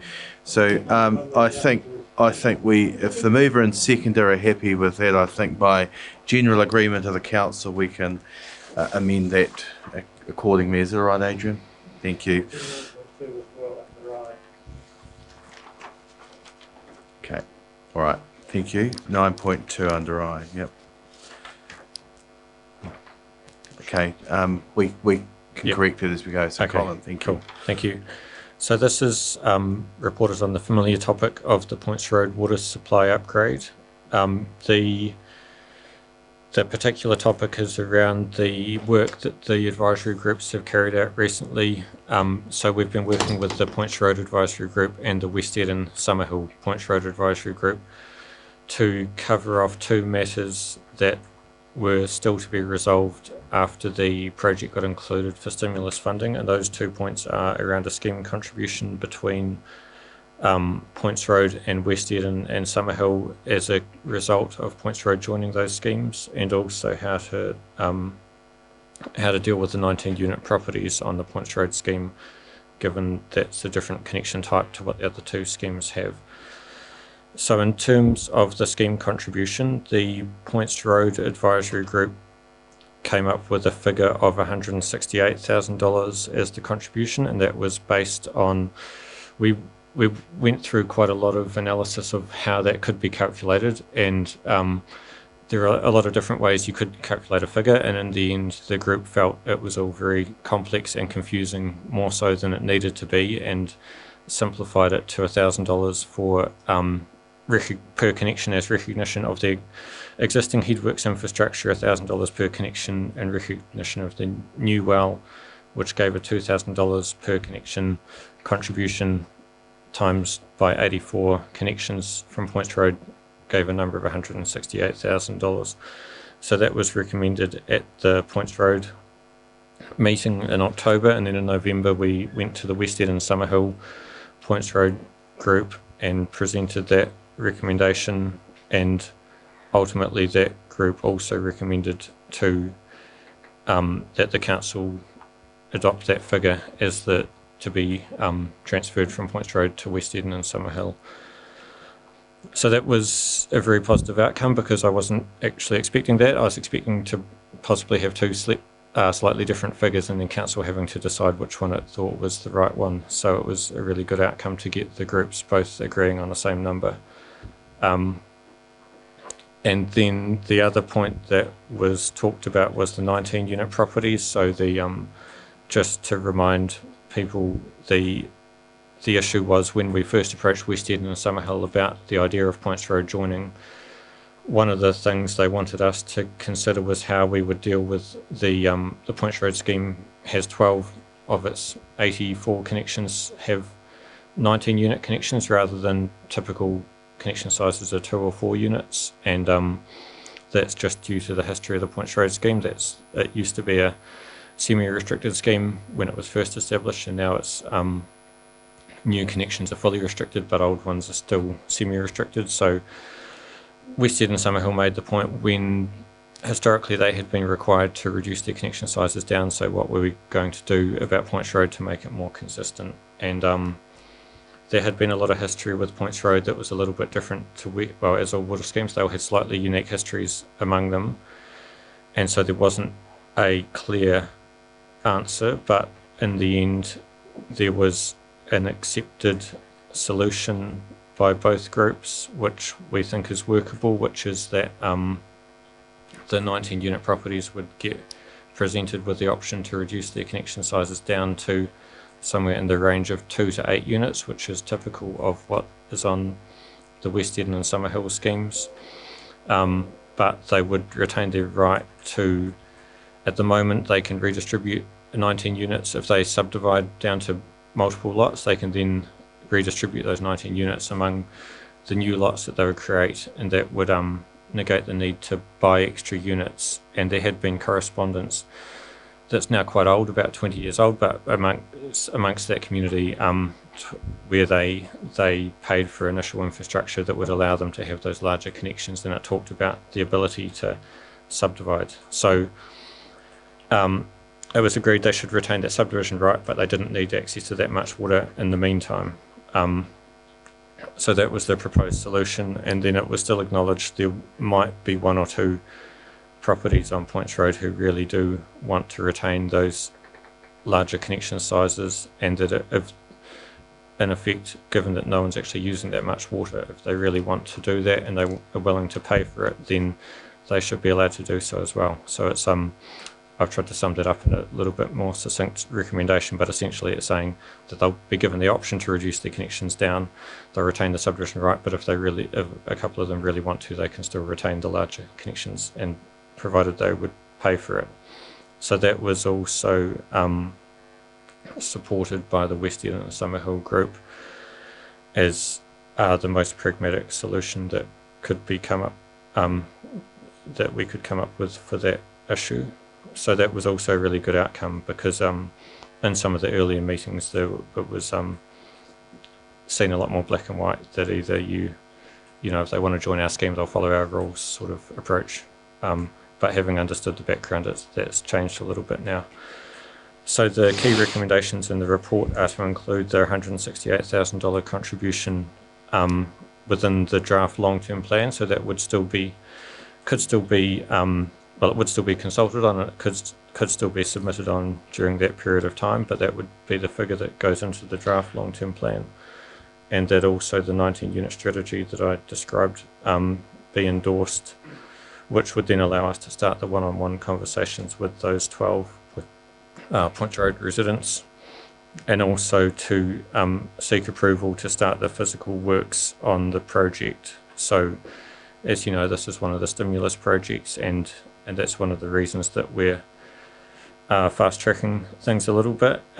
So we have a price for to put the pipe in from our water unit, which is within our budget and estimates, and we are essentially ready to get that underway or award the work now to start in the new year. So we're just seeking endorsement now that we've come to solutions that the advisory groups agree on these two key points that would also give us the confidence to start actually constructing the upgrade. So I'm happy to take any questions on that. Thanks, Colin. Any questions? Councillor Bartlett? Colin, I sent you a few questions, but I thought I'd better ask them in the meeting because Yes. I haven't had a reply. Following the public meeting you had with Points Road scheme users, Yeah. you had said there was going to be a public meeting for West Eaton and Summerhill scheme users to bring them along with what was happening. Has that meeting occurred, or why not, if not? Yeah, thanks for raising that. So we have had a little bit of discussion on that point. So in the first instance, I think to get us to this point, we've relied on the advisory groups to make a recommendation, because this work's only just wrapped up sort of a day before the agenda for this report closed. So we have to put a figure in the draft long-term plan. So that's what has given us this figure to date. And then what we need to think about next is how we go about consulting on that figure. So we're thinking about that alongside the wider stimulus package of works, because this isn't the only scheme that has had schemes joining each other. So we've got Fernside and Loganlea joining Eastern Districts, and we haven't had a meeting with the Eastern District Sewer Scheme about that either. So and there's other funding things going on with the stimulus package of works. So what we're trying to come up with is a plan of how we're going to consult across all these different projects we're doing at once that all involve some kind of schemes joining with other schemes, and figure out what the best way to do that is. So and also alongside that, part of the long-term plan is also consulting on the Three Waters rating review, which is really relevant to Summerhill and West Eaton and Points as well. So the short answer is we still need to come up with the best strategy for not just Summerhill and West Eaton, but all the Three Waters projects that are affected by the stimulus. So we don't have an answer right at this meeting exactly how we're going to do that, but we are thinking about it in the context of the wider long-term plan and how we consult on the bigger picture. I guess let me put it another way. Are you confident the West Eaton and Summerhill scheme participants, the people who are on the scheme, are aware of this proposal and what it actually means for their schemes?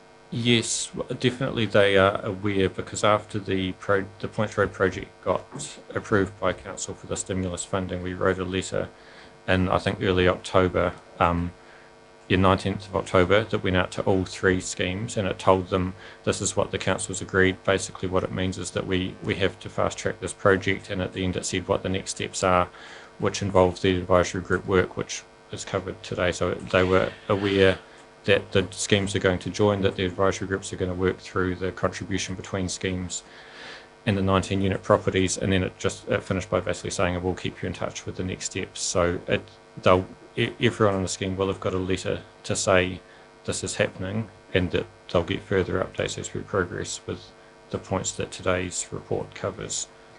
So I appreciate what you're saying in that sense. On page 155, there's a graph of the projected water rates for the relevant schemes.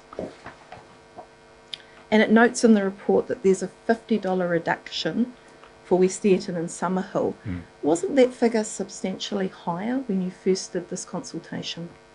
No, that's pretty consistent. Since the shovel-ready funding came in order to get equity across the water schemes, wasn't the figure of subsidy higher for the Summerhill West Eaton schemes?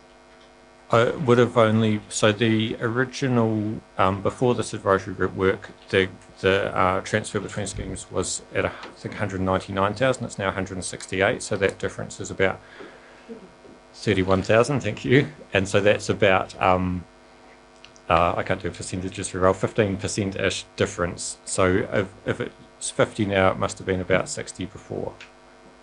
Again, my percentages aren't great, but that kind of thing. So I wouldn't say substantially, but it is slightly different to what was in that report. So looking at that graph on page 155 and considering that a new scheme is joining to existing schemes that are joined, effectively joined, the discrepancy between the rating between Summerhill and Points Road, how will that be viewed as equitable by our community?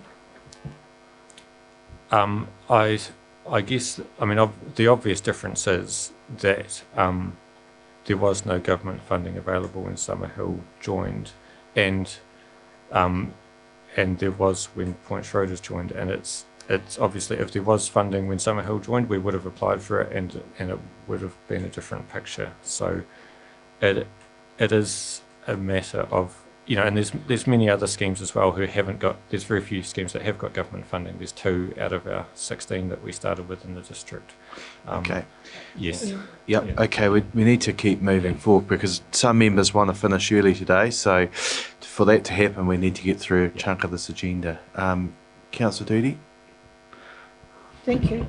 Colin, I just wondered, going on about the difference, the 31,000 difference. When you talked with the other groups, were they quite comfortable with that? Because it's quite a big chunk less than what was originally asked.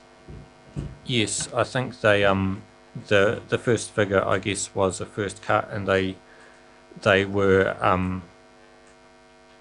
they seemed very happy that Points Road had come back with a reasonable offer. I wasn't around when the West Ed and Summerhill debates went on, but I don't think they were as I think there was a lot more back and forth to come up with a figure. So it was I was pleasantly surprised by how well it was agreed between the 2 schemes or 3 schemes.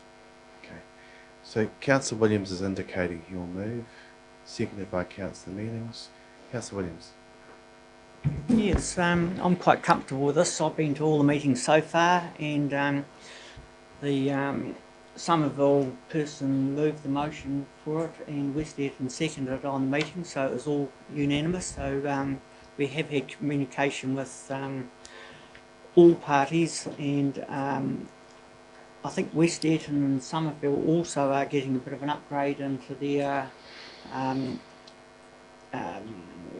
reservoir type tanks as well, part of this project, so they're getting a wee bit of a win there as well. So I think it's good. I know we've actually talked about having a meeting with all the groups again before Christmas, but just the time didn't allow for Christmas. What's happening? So, but I think it's all going good, and I think Colin's presented every time at the meetings. It could have been quite tense, and it was actually very good presented with everybody involved. Councillor Mealings?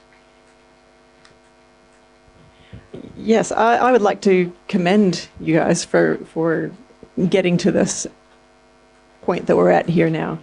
There's been quite a lot of rigorous, robust, yet respectful-ish discussion at times, and I really take my hat off to you how you have actually met that challenge and come up with an acceptable middle ground. Having sat in on most of those meetings,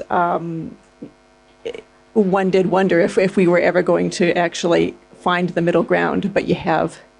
And I'm very happy to support this. I think that there have been some very hard questions, some very curly questions asked and answered. And I guess we're just really very lucky that we have this stimulus funding to apply to this project, because that makes it a very difficult situation a lot easier to come to a resolution for. And yes, I am very happy to support this, and I do very much hope that the rest of you will too. I'm going to also support it. So I just move it in seconder. You were happy with the wording changed from lengthy to extensive. Change that, yes. Yes, sorry, I just saw. I'd signalled that at the start. I just assumed. I'm going to support this as well. Look, it's remarkable, I think, how our staff make very complex matters very simple. And I'd like to commend Colin, Kelly, and all the team. Jared's been at all the meetings as well, and chaired by Councillor Williams. That they've been very well run meetings and excellent engagement with our community. So you've heard me say it a number of times, Colin, but very impressed with how you deal with people respectfully, and Kelly, and when you're out there fronting with them, they can be tricky at times, but you deal with it really well, and it's factual. You get back to them with the information they're looking for. And look, when we first went out there, it wasn't looking like we were going to be getting a solution. So the shovel ready certainly did assist with that. I was involved in the West Earton Summerhill discussions. I was a member of those committees. Councillor Stewart was as well.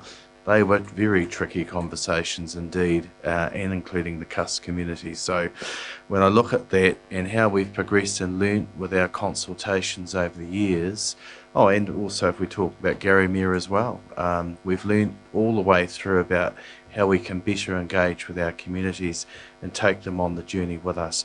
This is part of that exercise.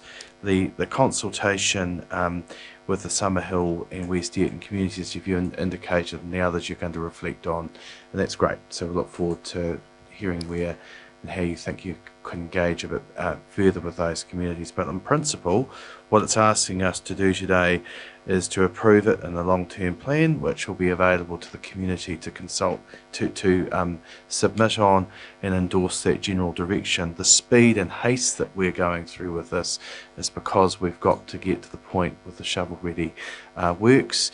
So thank the staff for the work that they're doing to get us to that point. So thank you. Any further speakers? Councillor Doody? Just like to say thank you very much for all the hard work you've put in. Really appreciate it, and the actual behind the scenes work that you've had to do to get it to the level where you could present it to the community. Thank you. Councillor Barnett? Yes, when I first read the report, my first inclination was actually to vote against it, because I don't believe we've brought the community along with us. But when I read number C, and it says inclusion in the draft long-term plan, that does mean that we now give West Earton and Summerhill residents a chance to submit on this plan. The reason I say we haven't brought the community with us is this has been rushed. The whole COVID has upset all the public meeting schedule. It did upset it. We had to delay it, and then there was a meeting for Points Road residents. Now, I suggested at that time that Summerhill residents or West Earton residents could go to that public meeting to be brought along with the Points Road, and it was decided at the time to restrict it to only Points Road residents so that they could discuss the issue first. And then there was promised a public meeting of the Summerhill and West Earton. Then we had Shovel Ready come along, the stimulus funding. We had to say yes to that, and I totally get that. But we also talked, when we talked about stimulus funding, the Shovel Ready, about equity across our schemes. And at the moment, we have we have created another problem child. By making Points Road lower, we're actually making Summerhill the second most expensive scheme behind Garrymere, and that's evident from the graph. Now, I don't think anyone, except for perhaps the two members of who are on the advisory group, actually know that this is the situation with the rating when Points Road joins the two schemes. So I don't believe we've brought the community with us. The members of that advisory group, as far as I'm aware, haven't communicated anything to the West Earton or Summerhill community. And because we failed to have that public meeting where we could discuss all these issues and have it all out in the open, we have not communicated to those scheme members. And so therefore, I think it's really critical that in the long-term plan process that we make it aware that West Earton and Summerhill are subsidising Points Road for joining. If they had to pay what they would have paid normally for joining, they would have been paying a lot more than $168,000, even without the shovel ready going in there. So I think we have to be upfront and clear that if this is what we want Points Road to join, we want to upgrade their water, and I completely agree with that, But we have to, as a council, be fundamentally clear that West Eaton and Summerhill Water Scheme users are actually subsidising this project and actually receiving very little benefit from this. I don't believe they're actually receiving any upgrades to any water systems through this project. That's purely for Points Road. Future projects, the addition of a few residents will make a small difference. The staff mentioned about other shovel-ready projects and other schemes. It's quite different when you compare, like Loburn Lee joining the Eastern District Sewer Scheme, when that raises their rates by like 86 cents. When you're looking at the rates that Summerhill Water is paying in comparison to West Eaton and to Points Road, there's inequity. And I think we have to make it clear as to why that's there and why we have put forward to the draft long-term plan that we want these two schemes to subsidise another one joining. Thank you. Councillor Stewart. Yeah, just very quickly, I endorse what Councillor Barnett has said as a user on Summerhill, and I agree that this is a pragmatic solution to bring Points Road in, and it's to Points Road's incredible advantage, and it is not to the advantage of Summerhill and West Eaton, and I endorse that. Well, the thing that brings me along in voting for it is the pragmatism that's behind it, but also the fact that it does go into the LTP and will give Summerhill and West Eaton the opportunity to speak to it, because as Councillor Barnett says, Summerhill is now the second most expensive water scheme and in the district, and I would have been more in favour of it personally had we taken the opportunity to somewhat rationalise across all three. And I know that begs the question about a flat water rate for the whole district, but I think that might be almost round the corner. So this would have been an example of being able to go some way towards it. But I'm not going to stand in the way of So just a question to Colin and Kelly. Could you consider as part of your report, I guess, back to us around that option of relativity, please? Well, I would that be appropriate is the question I guess I'm trying to ask there. And also as part of your staff submission around the consultation with those communities with the points that have been raised. Can you consider that? Just to be clear, that's as part of a report for the draft. Which will come to us at the end of January. Sure. That will pick up the points that colleagues have raised. Councillor Williams, sorry, any further speakers? Councillor Williams, right to reply? Yeah, I would just like to pick up, I don't think I was at one of the first meetings of the West Eaton Somerville meetings and all that drama, but my first one was about 4 years ago and I haven't missed one since, so I don't know if it's been that fast-tracked to get these schemes going, but everyone I've been to since has been on track, and I think everybody pretty much knows what's happening, and I think the big sum of the whole lot is why the Points Road seems a wee bit cheaper. It would be normally there is because we've got a government subsidy on it, and that's the only reason why there's a wee bit disparity. If we hadn't got that subsidy, Points Road would have been higher than the Somerville one by quite a chunk. So okay.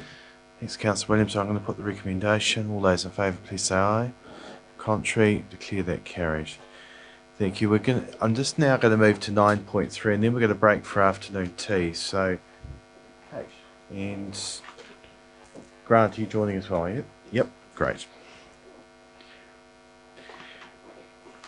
Consider the report as read, and if you can just make some main points that you'd like to, Kate. Thank you, Kate and Grant. Thank you.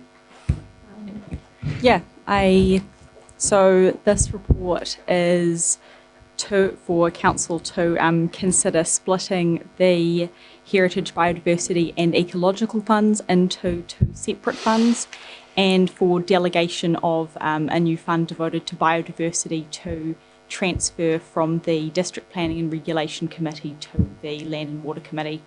and there are proposed budgets that will be brought to council as part of the long-term plan considerations, and I guess staff note that council has requested that they'd like to workshop some options around fund criteria and eligibility, and we'll look to do that early in the new year.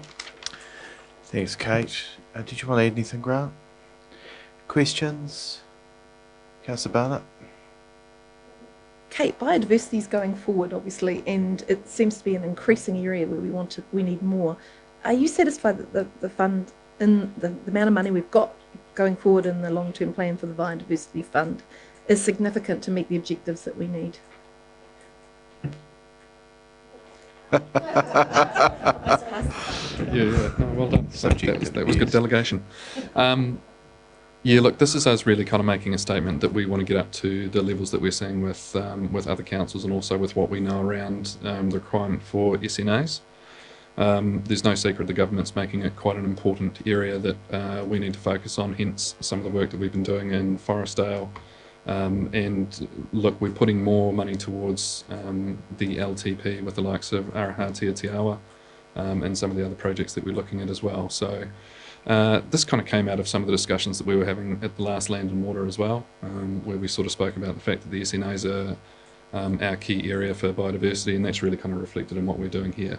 Is it at the level that an ecologist would want? I'd probably say no. But the reality is that we have to start somewhere and kind of grow it incrementally so that it's appropriate for our ratepayers. Okay, Councillor Stewart. Okay, moved by Councillor Stewart, seconded by Councillor Doody. Councillor Stewart. Thank you, Mr. Mayor. As Grant has said, this is a no-brainer as far as a lot of us are concerned. I would like to propose that we call the two funds the Waimakariri Heritage Fund and the Waimakariri Biodiversity Fund. But certainly this reflects the focus that is coming through all over the place as far as residents are concerned, and also the Water Zone Committee, that we put significant and increasing monies into enhancing our SNAs through the Biodiversity Fund, and also, and I see this, as you'll see here, over the 10-year period for the LTP, that we progressively enhance the money on the Biodiversity Fund, getting up to 95,000 a year, which brings us, after 10 years, within cooey of some of our neighbours. Now, this will be in our LTP, and I would think that some of our keen residents may in fact submit that we get to 95,000 a little quicker than within 10 years. But certainly it's a start, and we have a large job on our hands.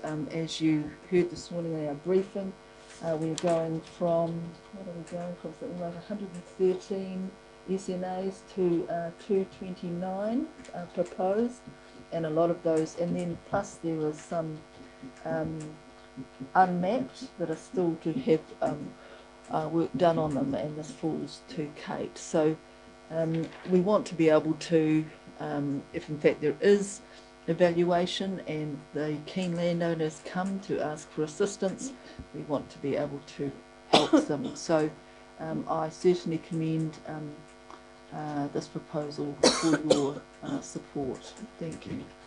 A question, Councillor Atkinson. I'll come to you in a minute, Councillor. It's actually for you, Mr Mayor, and through you to the seconder and the mover, but whether we could actually in 1 and 2 add the words Waimakariri in there, if that was, if the mover and seconder are happy with that? Yes. Thank you. So that's just added to the recommendation there in C, isn't it? B1 and 2. Yeah. Okay. Good point. Councillor Doody? Thank you. I'm very much in favour of this, with the Waimakariri Biodiversity and the Waimakariri Heritage Funds being a 50-50 split. It's making it far easier for those that sit around the table and look at the distribution of these funds. So it's very much support it, and the waimakariri in front of it is very important. Thank you. Okay, further speakers? Right of reply, I'll put that. Do you wish to exercise? No need to exercise right of reply there, Councillor Stewart. No. I'll put the recommendation. All those in favour, please say aye. Contrary, declare that carried. All right, so we'll just break now for 10 minutes for afternoon tea. If we could be back here at 3:30. That's out in the foyer, Adrian, is it? Okay.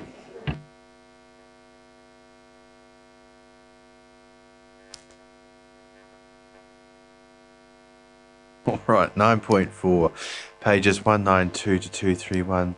VJ. Good afternoon. Okay. So finalisation of the draft policy came to Council in August this year. This report's about finalising that and it's following consultation that was carried out at the end of October. The overall tone resulting from the consultation was that submitters wanted to see the Council take action with regard to climate change. Those that did take the time to submit appeared to be well informed about this issue. This policy is a starting point or a statement of intent with the action to be outlined in a climate change response strategy to be prepared early next year. There's no doubt that climate change is upon us and its effects are manifesting more and more often through disasters such as record heat waves, wildfires, droughts and floods. The 2016 to 20 period is set to be the warmest 5-year period on record. As the effects start to be felt more and more, residents will look to Council for answers. If you've been watching the news lately, you would have heard the Plimmerton residents blaming the Council for infrastructure failures resulting in flooding. One resident said it's meant to be a 1 in 50-year flood, but I've had 3 so far. The Mayor was saying that the pipes aren't designed to cope with the amount of rain that fell in such a short period, and councils will increasingly find themselves in this situation. It will be costly to do things differently, but there are huge economic implications of failing to act. New Zealand is currently being seen by some as big on rhetoric and low on action. We aren't on track for achieving the 2030 goal of cutting emissions from 2005 levels by 30%. Our current policy settings don't align with the Paris Agreement goal. The government has said it's about to declare a climate change emergency. I'm anticipating increased action in this space as a result. The situation will only improve if we all play our part locally, regionally, nationally and globally. Adopting this policy is taking the first step towards action for protecting our world for us and future generations. Thanks, VJ. Questions? Councillor Redmond. Thank you, Mr. Mayor. 2 questions, VJ. The word vulnerable appears quite often.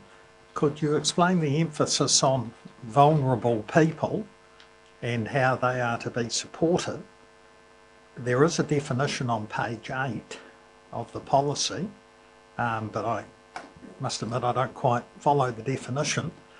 Climate change affects all of us, so I'm just intrigued with the use of vulnerable throughout the policy.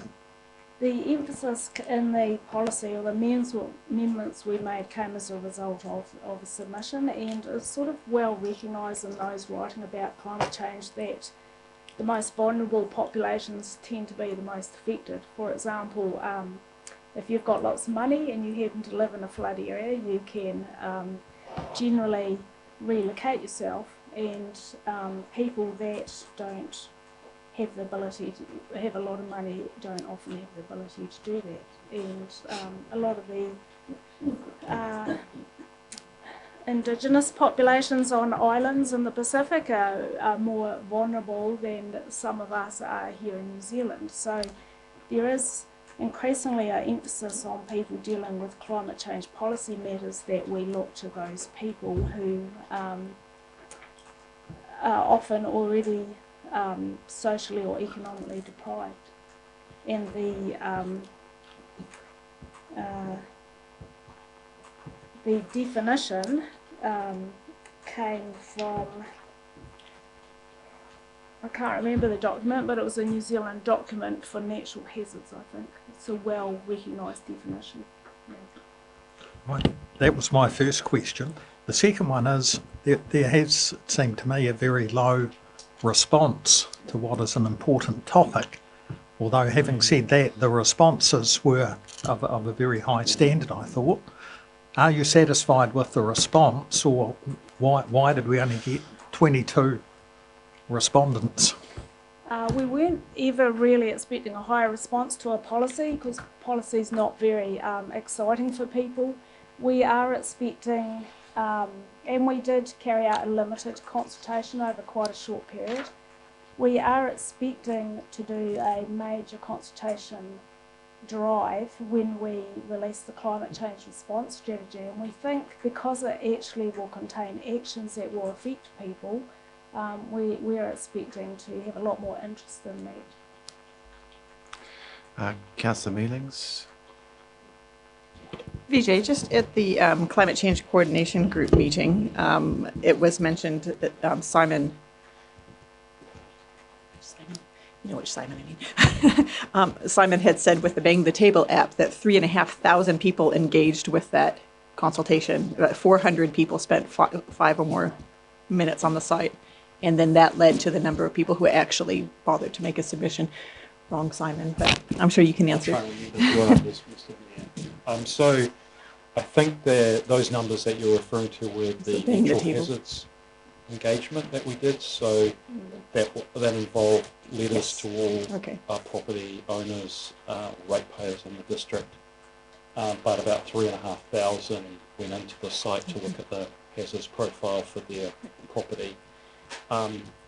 Look, the plus about that tool for this purpose is it helps you get to understand the awareness and then the engagement, and finally to the people who are sufficiently engaged to then make submissions. We are still learning how to best to use that tool and promote it. But as Vijay has highlighted, when we come to a more substantial response strategic document, we need that to be not a big surprise. It's already flowed from heightened awareness with particularly affected communities, but we will be making or intend to recommend to you a much more substantial engagement program that goes with that. Thanks for that, Simon. I actually just realised in my notes that was the natural hazards thing, so my mistake. That was my question. Was that correct? But the answer would have been no. Councillor Atkinson, followed by Councillor Bartlett. Thank you, Mr Mayor.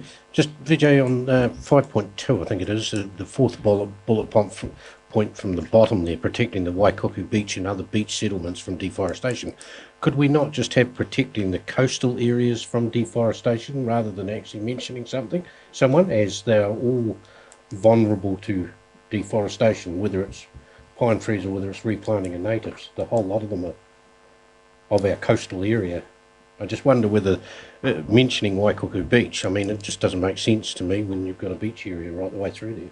Or a coastal area, I should say. So basically I'm just reporting on what people have said in their consultation, and so it's not making any judgment, I'm just saying this is what people have said. So when we take this list, which is mainly about action, and we consider in our climate change response strategy, that's when we need to go, well, that's the issue, what's the best way of responding? And you're right, it isn't just that beach area. Yeah. That particular list is what people have said, as opposed to you saying to us, that is it. Right, sorry. Yeah. Councillor Bartlett? This, I don't know if this is Simon or Vijay, but the climate change response strategy, when is that programmed for, and do we have budget and LLTP for it? It's really staff costs at this stage, and it's programmed to start in the new year. So that will be, as you say, a much more comprehensive consultation, including youth and so on?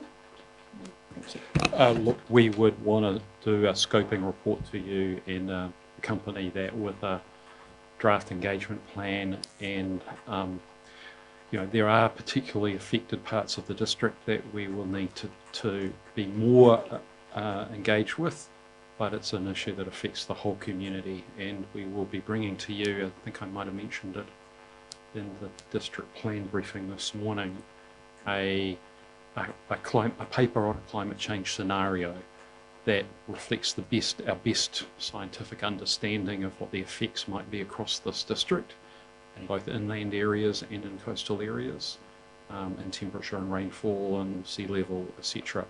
And so we're thinking we need to be as prudently specific as we can from the scientific evidence that is available, so that people get a sense of what does it mean for me.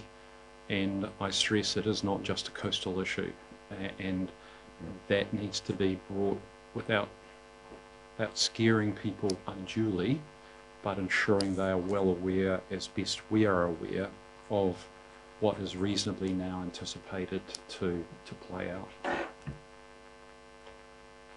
Any further questions? I was going to ask Councillor Mealing's indicated before, so you happy to second that? So moved by Councillor Mealing, seconded by Councillor Barnett.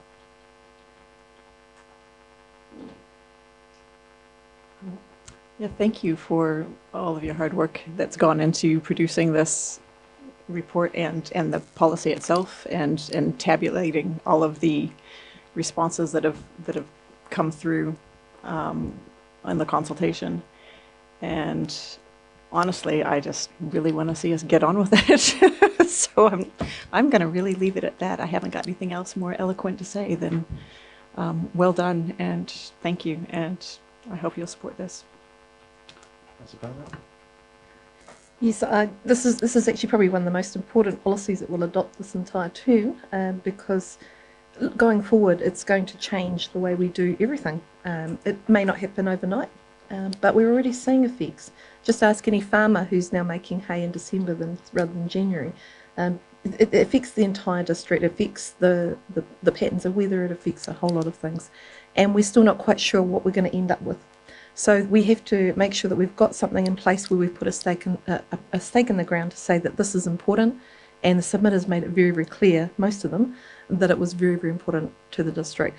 So I'm looking forward to now seeing, as Councillor Mealing said, the action points to actually see where we need to actually put resources.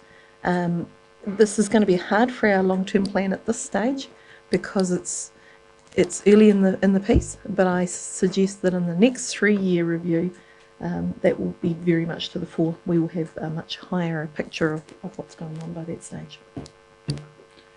Thank you. I support those comments that have been made, and it is a starting point and signalling an intent, as VJ indicated before. And thanks, VJ, for all your work. I know you've worked obviously with other staff as well, but I think you've done a really good job pulling this together, and thank you. I signalled at the start of this term climate change and sustainability was certainly a priority for me. That's why I established a portfolio holder in this space. I'd like to acknowledge Councillor Mealings and the work that she's doing within our staff, and pulling together, and her enthusiasm in this space as well. So thank you, Nikki, for the work that you're doing. It's really important that we do get buy-in from people along the journey, because if we don't get buy-in, it's all well and good that we can signal, but we do need to have the public's buy-in to make change. As part of that, I have seen that there's a number of councils around, and certainly in Canterbury, where there are some portfolio holders, others don't have a portfolio holder or perhaps is connected in this space. So an initiative, I've recently become the chair of the Mayoral Forum Climate Change Group, and in a specific initiative I've recommended that was endorsed by the Mayoral Forum last week is a summit of all Canterbury councils, which will be held in March, which will involve a representative from each of the councils, whether they're a portfolio holder or not, but to come together to talk about actions that we should be delivering across councils, really. And if we're to get that buy-in, there has to be a buy-in across Canterbury. ECAN are currently preparing the next stage report on a climate change risk assessment, and that's just been recently awarded to some consultants. So that work has been undertaken at the moment, starting, and it's I think around mid next year it's likely to be reported back. So Tim Davey updated us on that the other day. So that work is going on at a regional level, which we're involved with through the working group at staff level as well. So look, I think this has been said, it's a really important step, and I agree with Councillor Barnett, it's a really important issue to a number of our community, particularly our young people. And when we go to a number of forums with our young people, it's certainly an issue that they regularly raise. So I'm very pleased to see us progressing along that journey. Further speakers? Councillor Blackie, followed by Councillor Redmond. Thank you. I'll be brief. Yes, I'll support it. There's a few things in there amongst the suggestions that I don't agree with, but that's not right now. It's not the time to debate those. And I had to have a giggle on page 196 of the CDHB with their 5 suggestions there in their submission. So 196, yeah. 5 things there. We're doing all of them now, and I would have thought CDHB could focus on getting their own.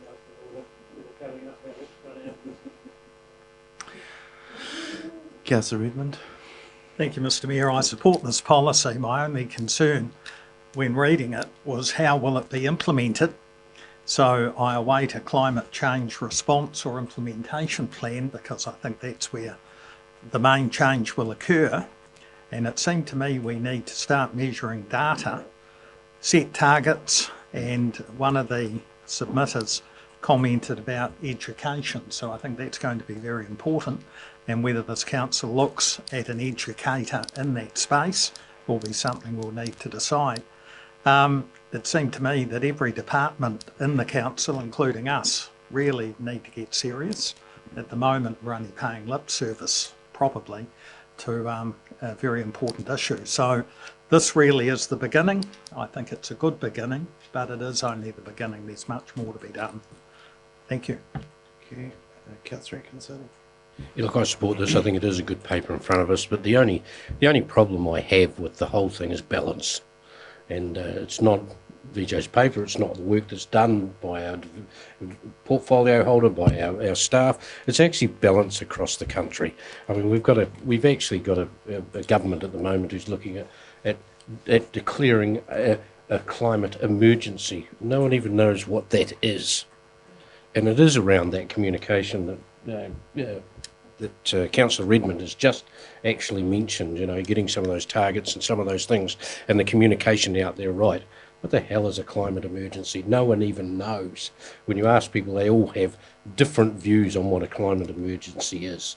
So it is around an educational message that is followed by the facts and actually followed up with some actions that are achievable to actually bring people with it. Because if we start at the one end, which is where the world is doomed tomorrow, then we're not going to get anywhere. If we start at one that's in 100 years' time we're doomed, then we're not going to get anywhere either. So we need to make sure we have those facts and those balances and checks and measures in there that can actually tick some boxes and make sure that we get some actions done. Any further speakers? Right of reply. This is a really important start. And it's a start. You know, our people have indicated that this is important to them. And really, whenever you sit in like the GC 2050 forums and that, it's right across stakeholders, right across pretty much every sector. It's important. We all know that it's undeniable. Climate change is happening everywhere now. And there's the question that, okay, well, what can we in little old New Zealand do? But, you know, we've actually, you know, New Zealand has put a stake in the ground and the world's watching us. And we as New Zealanders can actually make a drop in the bucket, yes, but we can actually show them how we can move forward with this and not self-destruct. And then we are basically proof of concept. We are showing the world that it can be done, and that can be our contribution. Territorial authorities like us, we're at the coalface, and this is the start that we need to get going. It's not going to be easy. It's not going to be fast, but you know obviously the first step in a long journey, the most important one is the first one. And I know I just totally screwed up Lao Tzu there, but you know where I'm going with that. We just need to really make a start, and this is it. So please support this. Thank you. So I'll put the recommendation. All those in favour, please say aye. Contrary, declare that carried. Thanks, VJ and Simon. Okay, we come now to 9.5, Draft Development Contributions Policy. Mike.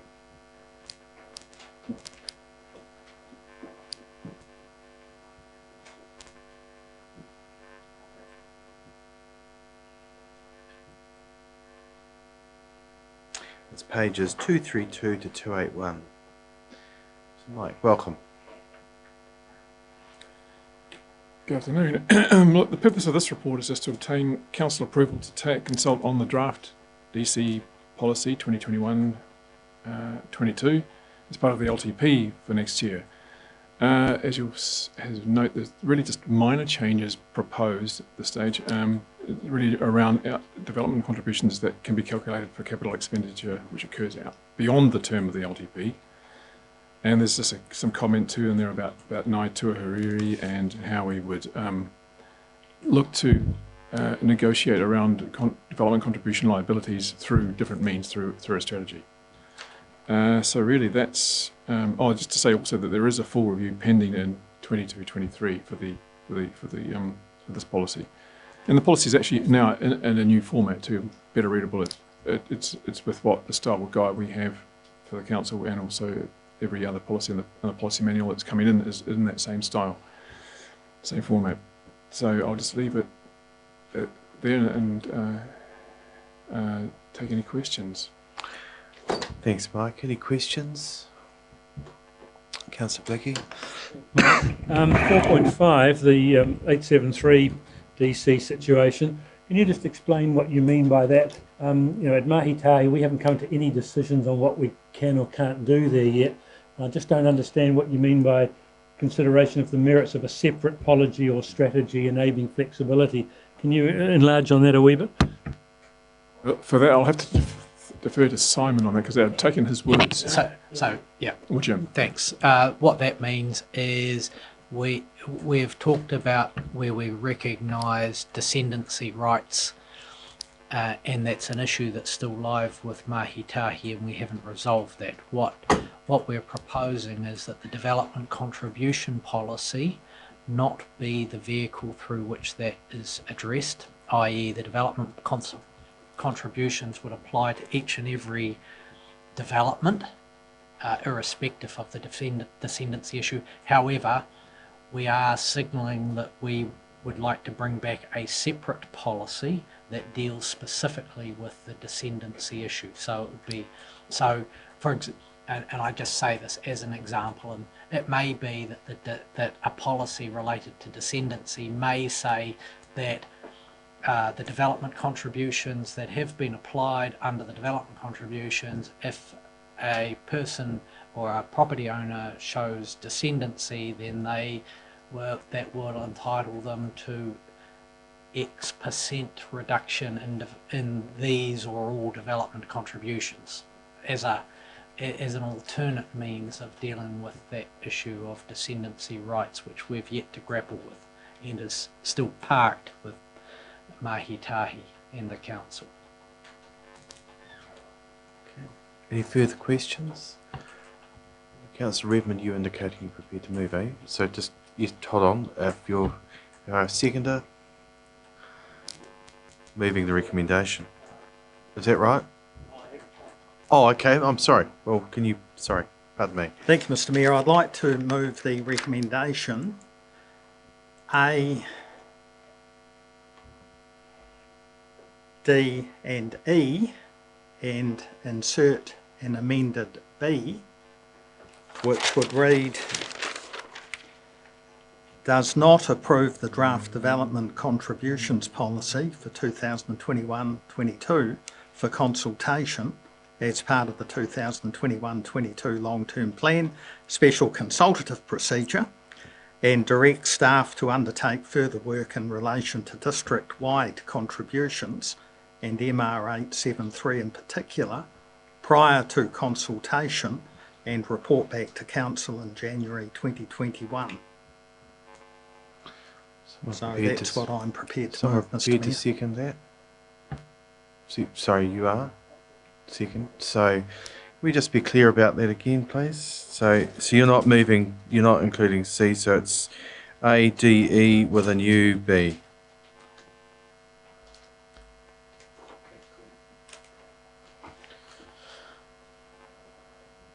Let's give this to Adrian to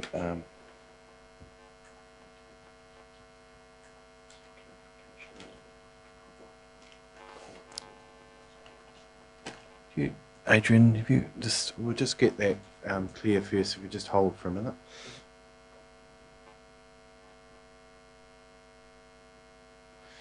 Question, Councillor Bartlett. Mr. Palmer, aren't we required to consult the draft development contributions policy as part of our long-term plan?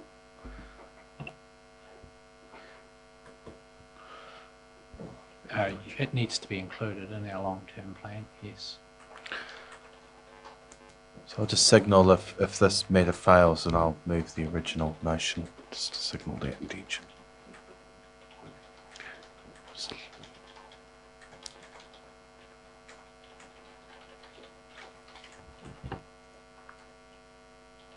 Just wait for it to catch up.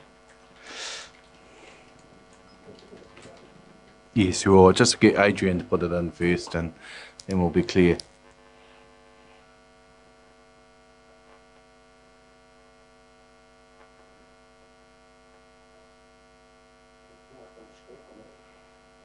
Not easily.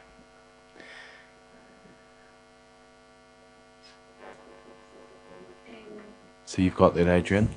So if we could just read that out. So it's A, then D and E.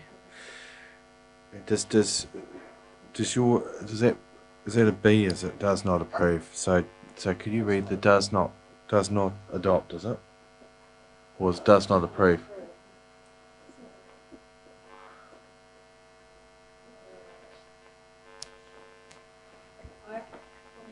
Yes, if you could read it, that would be great. Does not approve the draft development contributions policy 2021-22 consultation as part of the 2021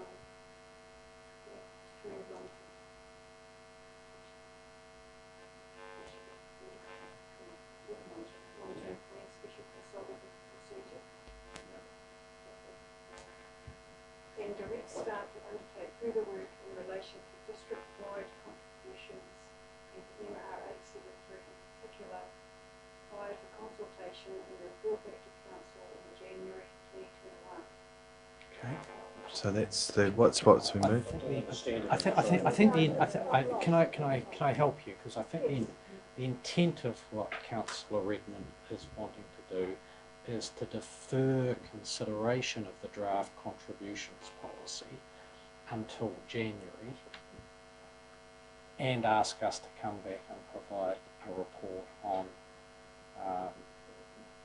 district-wide contributions, and I'm not quite sure what that means, and in particular MRA 73 prior to consultation. So you're asking really that this matter be considered in January with the further advice about district-wide and MR 873 is my understanding of yours. Might another way of achieving that be to have the matter lay on the table and come to, with that intent, and come to the LTP consideration?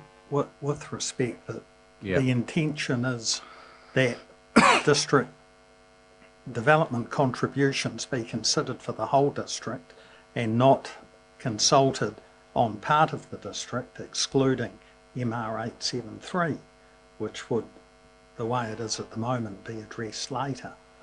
My proposal was taking option 2 on page 234 of Diligent, which indicated the council could choose not to approve the draft changes for consultation and direct the staff to undertake further work prior to consultation. Well, the purpose of we might be debating it now, so yeah. Would we be not better off to get that redrafted? Because if Councillor Redmond has to explain that to us in that degree, then no one else is going to understand what they're recommending. With respect, I don't mean it to be rude. What harm would it take? Would it make to lay this on the table and for it to be considered as part of the LTP? It's a procedural motion, we can't debate it. No, that would be the difficulty. But correct. I'm just asking the question. All right. So Councillor Redmond has moved a motion, seconded by Councillor Williams. How Are we going to get it back to us in January, considering it's the 1st December now? Well, now we're debating the point. So I've signalled an intention that if this matter fails, then I would be prepared to move the original motion. So look, let the merits of this be discussed now, and it's been moved and seconded, we'll go there. All right. Councillor Redmond. Thank you, Mr Mayor. With respect, I think the motion is quite clear.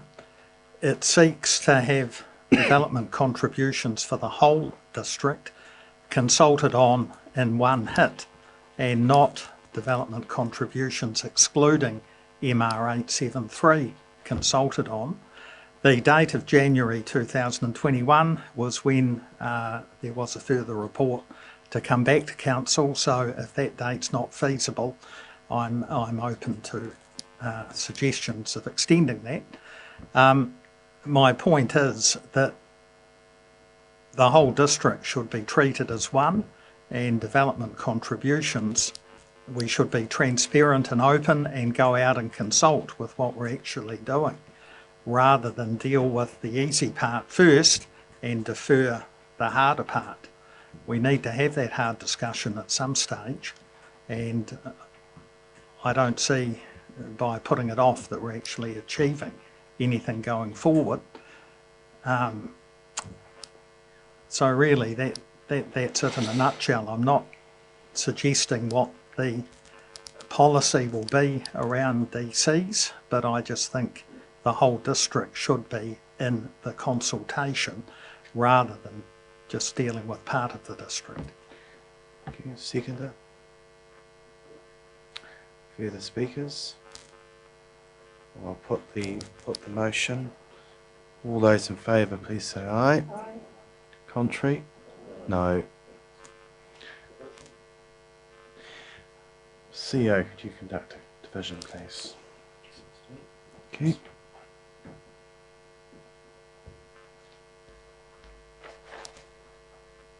This way table. So starting with Deputy Mayor Atkinson, Councillor Wheelings, Councillor Redmond, Councillor Blackie, Councillor Williams, Councillor Bryan, Councillor Barnett, Councillor Dooley, Councillor Stewart, Councillor Ward, No. It's lost 8-3. So, as I signalled earlier, I've moved to the original recommendation as stated in the order paper, and Councillor Barnett indicated she would second. Just briefly speaking to that, look, I agree with the report. It's been well written, so thank you, Mike, for that. These matters are always matters that we will discuss as part of our long-term plan, where we are open and transparent as a council. It is there. Matters to do with what Councillor Redmond raised, look, there will be the appropriate point in which to have that conversation, and we will. And whatever we decide to do will certainly be open and transparent. It's always been my policy as a councillor to be that way, and certainly no changes mere in that respect. We've got to be, and we're audited by Audit New Zealand and all other bodies. There's all our businesses open, except when we're having PX matters, but they often do find and need to find their way back into the public arena at the appropriate time. So look, I'm comfortable with the recommendation, with the original recommendations. So, Councillor Barnett. Reserved. Further speakers?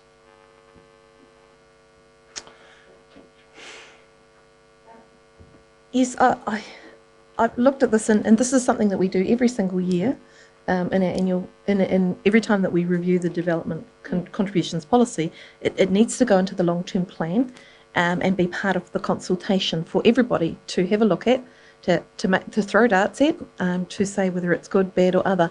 We had another submission today on development contributions, so there's high interest in this policy, and we usually get quite a few submissions on it each year. So I'm really comfortable with it going into the long-term plan SCP. The question of MR873, unfortunately, I think has come down to a matter of timing. It's not as far advanced as we would have liked.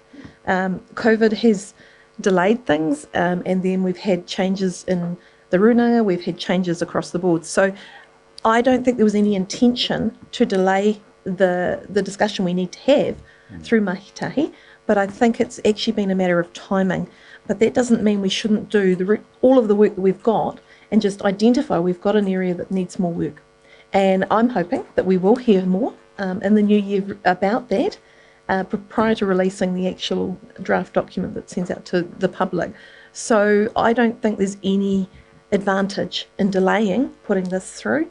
It actually is it's a procedural issue. It needs to actually go into the consultation, and we will be receiving further information about MR873, which by law is a very special part of the district. It is quite unique in its legal framework, and we do need to consider it separately in many instances. So I'm fully supportive of the recommendation. Any further speakers? Councillor Redmond. Thank you, Mr. Mayor. I'm left in the position of either supporting this motion or not. What I am concerned about is the suggestion that existing development contributions may be written off, it seems, in clause 4.4. I was of the view that development contribution should apply over the whole district, including MR873, and not either exclude or have a separate regime. There may be exceptions to this policy, but we spoke last month that we're in a position that we don't want to be giving money away, but it seems to me that we may have indicated we're doing so in terms of MR873 with a prior development where contributions have not been paid. I would like to see one clear policy for the district, and that these DCs are spread over the whole district. So that's my concern. Thank you. Further speakers? Councillor Williams. Yeah, I follow those same concerns. These 6 houses, I understood there's already been negotiated a development contribution, what's already owed, and well, there has been in the papers a figure that's they have actually thrust out at the community that is owed to the council, and so if I don't understand what's going on, I don't think the public can, so I'm a wee bit concerned. Can I ask the Chief Executive a question? There's been some points raised. I appreciate some clarity, Jim, as to the status of the DCs. Yeah. So, in regards to the development that has been undertaken, that has been subject to publicity, there are multiple elements to that issue. Some are development so there's development contributions, there are sometimes other charges that are made in terms of cost to be recovered through, which are not development contributions but are contributions, say, to road widening or something like that, which is not a development contribution matter. So important to separate development contributions from other costs associated that we are seeking to recover as part of a normal development process. In terms of the development contributions, they are parked at the moment, and we've agreed that they be parked until such time as the council has determined its policy in respect of the issues raised by descendants of the original grant claim for MR873. At the current time, our current policy, as is drafted, applies to every property in the district irrespective of whether they're a grantee or not. So a property in MR873 at the moment is charged a development contribution irrespective of the owner's descendancy rights that come from the grant, from the Kemp's deed.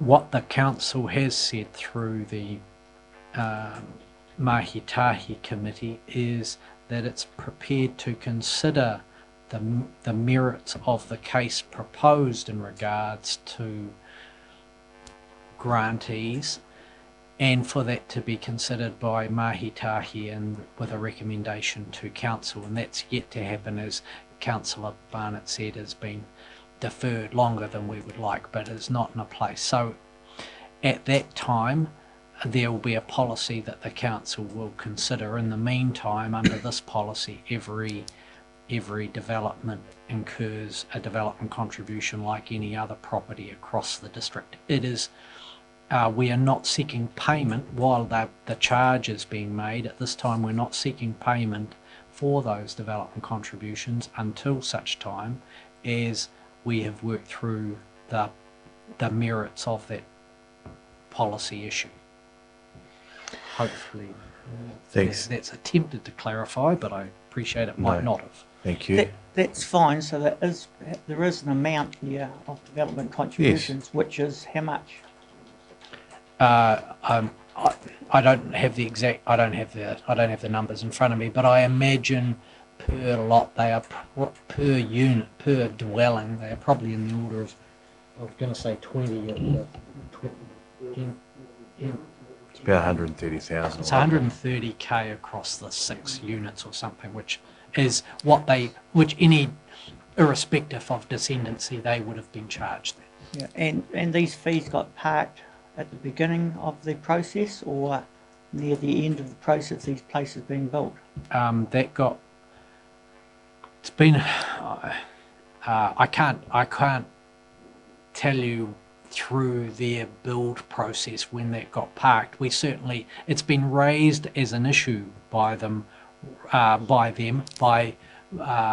representatives of Ngāi area. It's been raised as an issue for quite some time and flows on from the apology we gave in 2015. We had intended to have dealt with this probably 6 or 12 months ago, but for a variety of reasons it hasn't got to that stage. Therefore, we are honouring our undertaking to not seek payment of those until the matter is resolved. Further questions? Further speakers? Councillor Atkinson. Thank you, Mr. Mayor. I hope to support the this motion as it sits here on the table. I see this very much and very appropriate that we had a deputation today from the very same situation. What did we do with that? We didn't give the gentleman an answer. We haven't given him an answer beforehand. We've parked it for it to come back to council with the appropriate report so that we can get the appropriate advice to make sure we make the appropriate decision. Working through Mahi Tahi and working with the descendants, we are doing exactly the same thing, apart from one thing. They are our partners, treaty partners, and this is the area of MRH 73 is a special area. It has different rules in it, and it will have further different rules in it as we negotiate through a very tricky street to get to. I suppose it will never be an end, but a considered end of where we need to be. This isn't actually going to give special treatment as such. It is giving the right amount of consultation, listening and learning that we need to have to navigate the very issue that we're just talking about. And again, I reiterate, with a non-treaty partner, we just did that today in a deputation by asking for a report. It is no different in that respect. So, any further speakers? Well, in right of reply, I'm just going to say that good reflections. Thank you to the CEO for his clarity, but can I just say that we're not ready to give any report back at this point because we haven't had a final conversation where we've reached a point that we can recommend back to the council from Mahi Tahi. And I just want to re-emphasise that it's about I don't want to rush this. It's been a matter that, and it's quite delicate. And those councillors who've sat in at that know it's delicate. We've, as members representing the council, we've given no undertaking that will be council's position, and have made it very clear that will be a matter for council to consider ultimately. And that's really where it is. We're having an open conversation about it, and I'm hoping that as soon as we're in a position to bring that back to council, we will do so. It's been very difficult to get times together because A, of COVID, and B, we were recently to have a meeting, but there was a measure at the marae which prevented that. We've got a conversation in the next coming, I think it's next week, and we will schedule further in the new year. But look, when we've got a position to bring forward, we will do so. There's nothing to, but I don't think we should hold the draft development contributions policy up because of that, because it will be considered with the council, and it will be council's decision ultimately if we take a position or not on that. Okay, so with that, I'm going to put the Councillor Wood. Well, I've just spoken, so I've just given the right of reply. So anyway. Oh, look, I'll allow it. What would you like, if you'd like to say something? I don't want to shut the conversation down altogether. Well, the little bit that I do know about it is that what we're saying is that we want to approve a draft development contributions policy for consultation without it being a district-wide one. So because we're saying that we're going to consider MR 873 separately and come to council anyway. So I think that Councillor Redmond's viewpoint that let's do a district-wide and delay things for consultation is quite relevant. Okay. That's just my opinion. Okay. Well, I'm going to put the recommendation now. All those in favour, please say aye. Contrary? Declare that carried. Sorry, what was that? I didn't hear what you said, Councillor Redmond. Oh. Okay. All right. So I declare that carried. Yeah. All right. Does anyone want their votes recorded? It's just Councillor Williams and Councillor Ward. All right. We now come to 9.6, pages 282 to 288, new tsunami modelling. I think Nick's presenting on behalf of Brennan, who's not able to be with us today.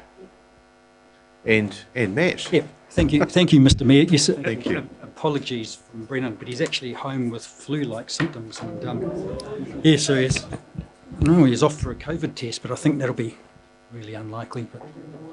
But the mana of Brennan, he needs two controllers to present his report.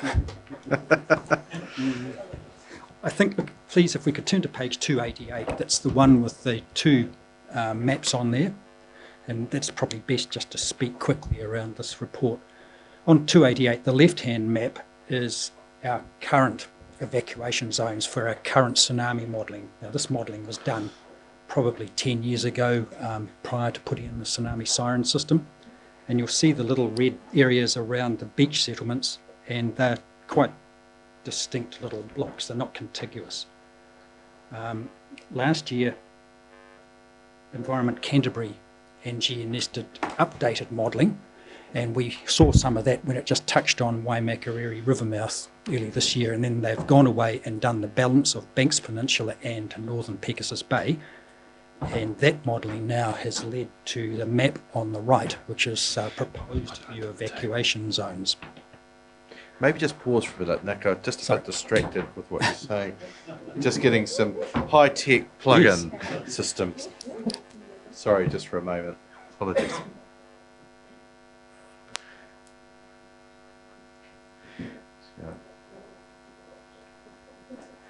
Okay, thanks, Nick. Thanks, Mr. Mayor. Just the map on the right has three colours. It has the red, orange and yellow. The red one is basically for any tsunami alert that NEMA might put out, and that's just the beach area, and that's basically, you know, go, get out of there. The orange one is for the near or medium source tsunamis. This is the Hikurangi Kermadec Trench ones, where we have about 90 minutes. And the yellow ones are for the distant South American ones. Now, this model talks about a very large distant South American one. We're talking about 9.5 type magnitude. So it's pretty big. And to give you an idea, the yellow one is around a 2,500 year return period, and the orange one is about a 500 year return period. So we're talking long timescales here. Now, Brennan's met with not only the ECAN scientists, but also our roading unit, the police, the fire service, and that, to try to get some sort of simple evacuation zone that can be relatively quickly got together by a limited number of people should the balloon go up.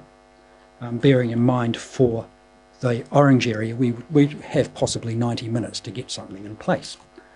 So fundamentally, we shouldn't ignore the warning, the fundamental one, long, strong, get gone sort of thing. So bearing in mind that we're going to probably have restricted or limited resources because tsunami will be affecting the entire coastline of that side of the country, the police have advised that they would like the minimum number of intersections to put cordons on, if you like, to stop people going back into the zone. So you'll see that the zone areas are quite large. They do, by and large, cover the modelled inundation area, but they've also just been modelled to road or known boundaries where we can actually put cordons on. The report asks for the council to endorse these zones. They're essentially there for information, but the second part of the report is about a consultation exercise we will need to do next year. Now, this report is essentially silent on that consultation exercise.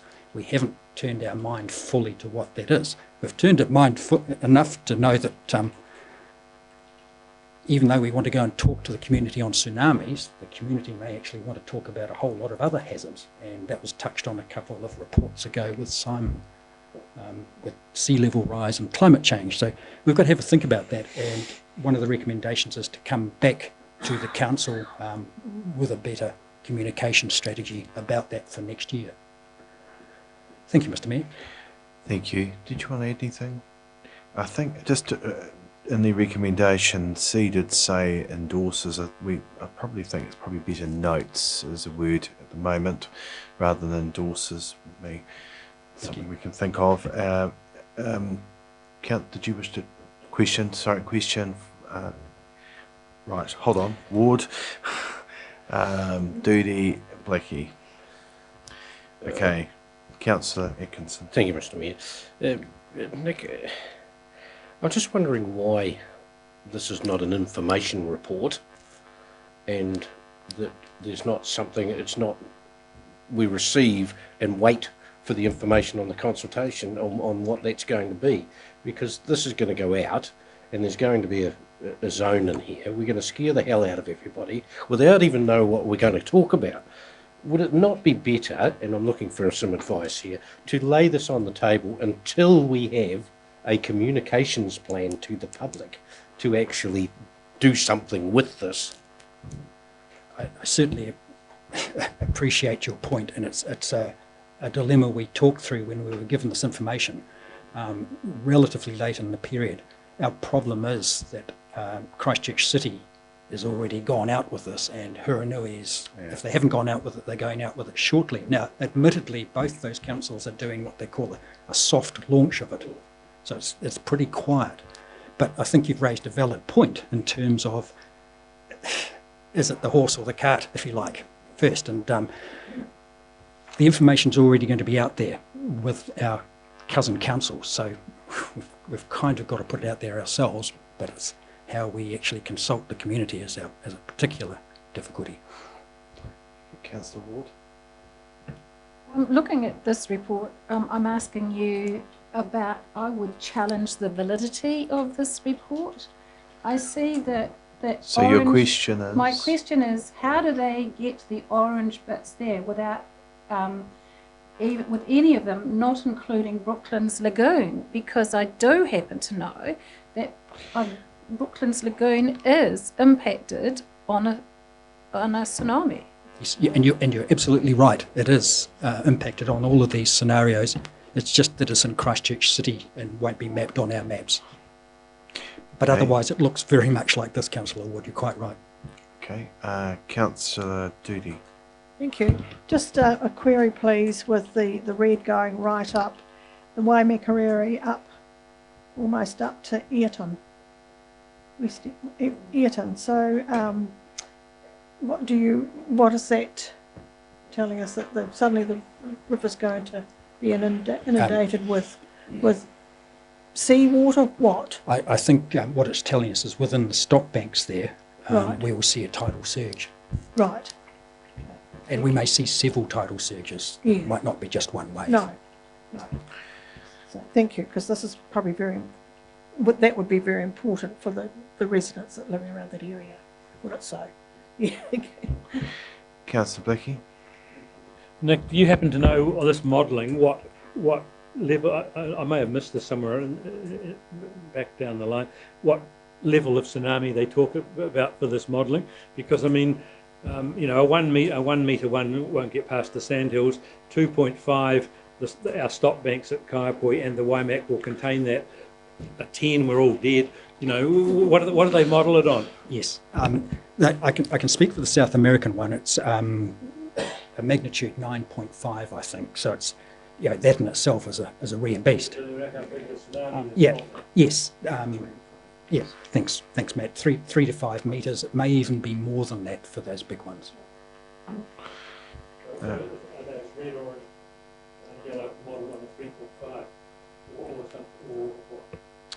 I think that there's an amalgamation of about 27 different models, and some of them are 3 and some of them are 5. So what they do then is they smash those all together and come up with the key model for both. But it is really an amalgamation of a whole lot of different scenarios.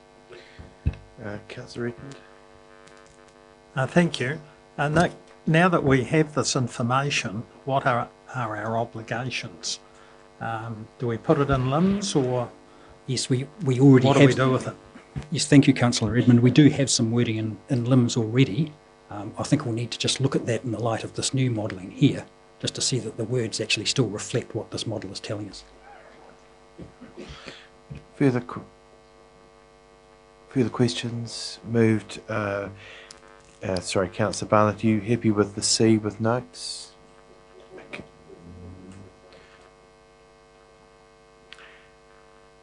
It's up to you as moving it. I was suggesting to leaving B as endorses. It's up to you. Okay. Okay, seconded, Councillor Redmond. Councillor Barnett. This information has been out started to come out about November 2019, and so we have a duty of care to put it out to our public. It's been unfortunate we haven't been able to have a good conversation, but there's been a lot of other things happening this year. These are big events, and they only happen with little regularity. However, we do have a duty of care that we have to take note of them.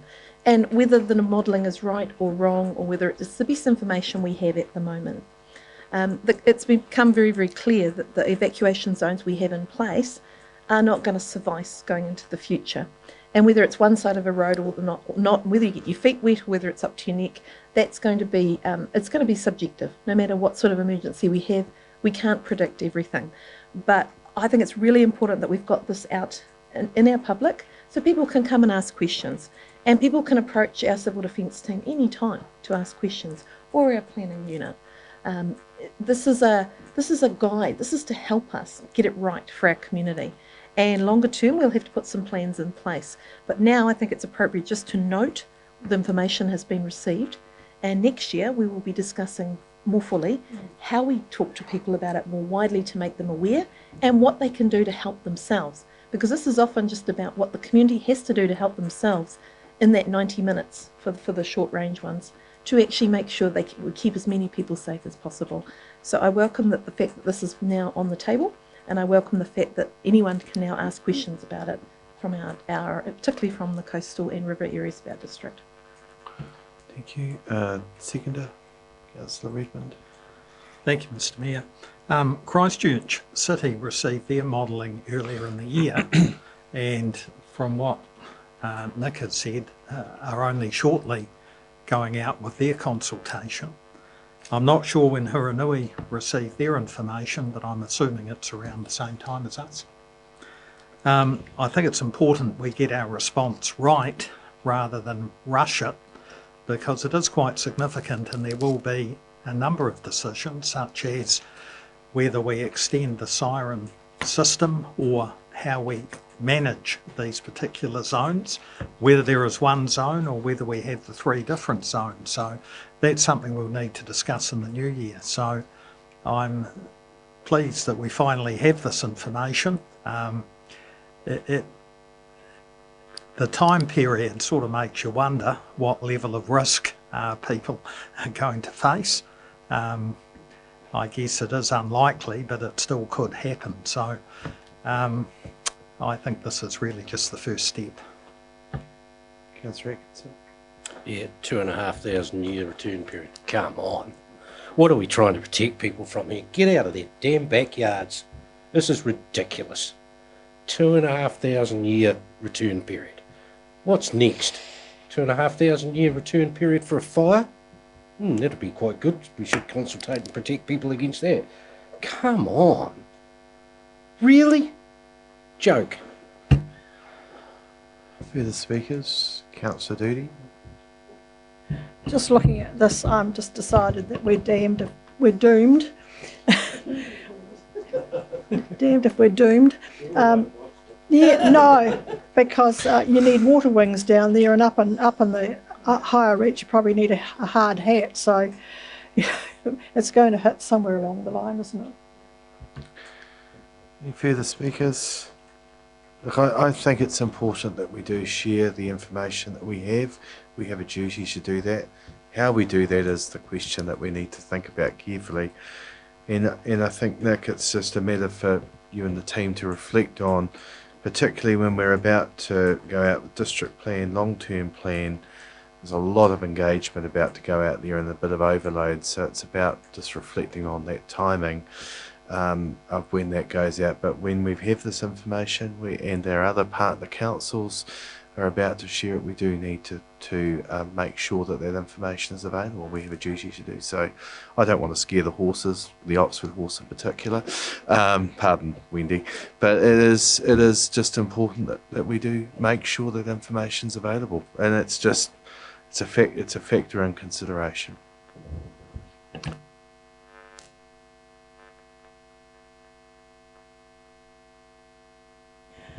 Look, we have this information. We do have a responsibility to share it. We're not saying don't build here, don't do this. We're just saying if this happens, if A happens, then do B. And forewarned is forearmed. And if the 2,500 year event happens during our lifetime and people know that we knew and we didn't tell them, then there will be hell to pay. So I don't really see any harm whatsoever in us communicating this information and not scaring the horses, or horse as it were. And I mean, we're not telling people they can't do things. We're just saying, hey, be aware of this, and if this actually happens, then do this. So I'm happy to support it. Sorry, I'm just doing a punch for tonight. We've got the AF8 earthquake presentation in Oxford, so.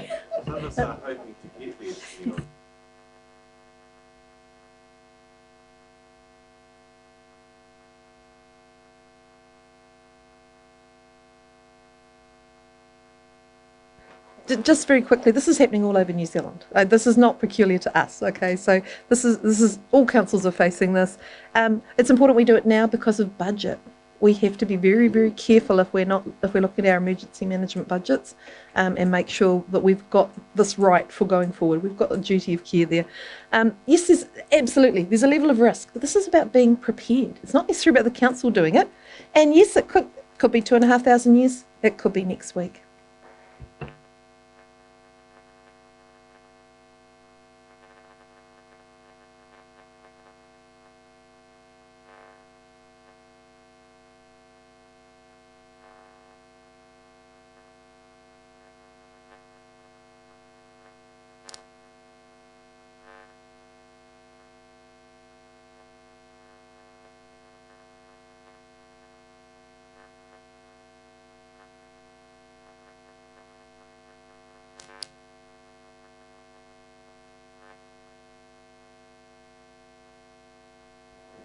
Thank you, Mr. Mayor. This is the time of year where we just take the opportunity to review our interest register, which we have on our website constantly. I've already received one update in recent days, and so I'm asking for either any amendments at this time or notification in, say, the next 24 hours so the documentation can be updated and placed on our website.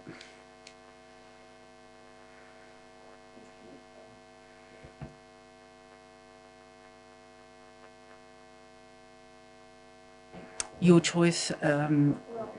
Email is absolutely fine. Thank you.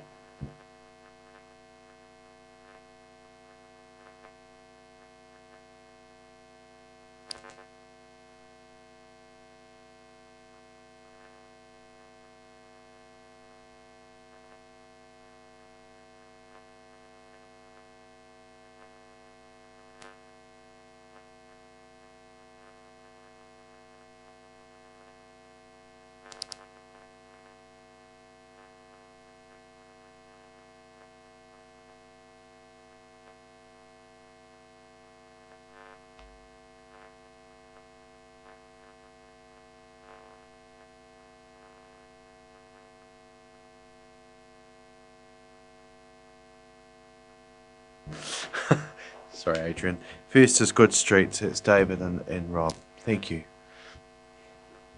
Mr. Mayor, this report is effectively a process report which wraps up a decision of the council some years ago in relation to the rearrangement of the traffic flow behind the New World Ring Europe. What we need to do is just finally stop the service lane, which is actually legal road, and then we can finalise the transaction and then move forward, and then it's complete. Okay. That's your report complete? Yes, that's it. Yeah. Any questions of members? Councillor Mealings? So this is the service lane at the back of New World, right? Okay, so I know, well, a couple of questions, I guess. I know there's a parking area at the back of Lamb House. So how will they access that parking area? Will the stoppage affect their access? No, not at all, because what we see now is what the final product is. So that the stopping, the service lane is actually is effectively in behind the fence line where the New World have their activity going on with the unload goods. So that's already actually happened physically. Okay, so I just want to make sure I understand. So we're not talking about stopping the road that goes through there. Okay, because, yeah, I know that there are some businesses that depend on that. So that's where, thank you for clarifying that. Thank you. Okay, Councillor Williams? Probably am wrong, but I thought the original was cost neutral to the council, this deal. Why is there $100,000 now unbudgeted when it originally was put as a cost neutral scenario originally? I'm not quite sure where the $100,000 comes from. As far as I'm aware that it's cost neutral. I think you're looking at the old report, which was dated in 2016, Councillor Williams. Yeah, okay. Councillor Ward? I'm just trying to find it all here, but having read it, as part of this, is there an option to do, for $84,000, to relocate before it gets finalised, relocate the underground surfaces? Is that part of this consideration? Yeah, I can talk to that. That was considered right earlier on in the project when it was being worked through in terms of options.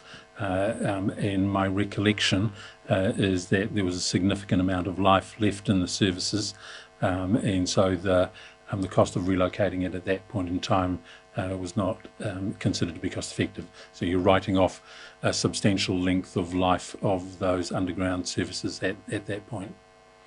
So there, my understanding is that there's provision for good access, and that's been worked through with our Three Waters team for any maintenance and ongoing upkeep. Further questions? Thank you. Some prepared to move. Councillor Atkinson, seconded by Councillor Ward. Councillor Atkinson, do you wish to speak? Councillor Ward? Any further speakers? I'll put the recommendation. All those in favour, please say aye. Contrary, declare it carried. Thank you, David and Rob. we now come to 1.2, it's 9.9 PC30. So, Trevor, thank you.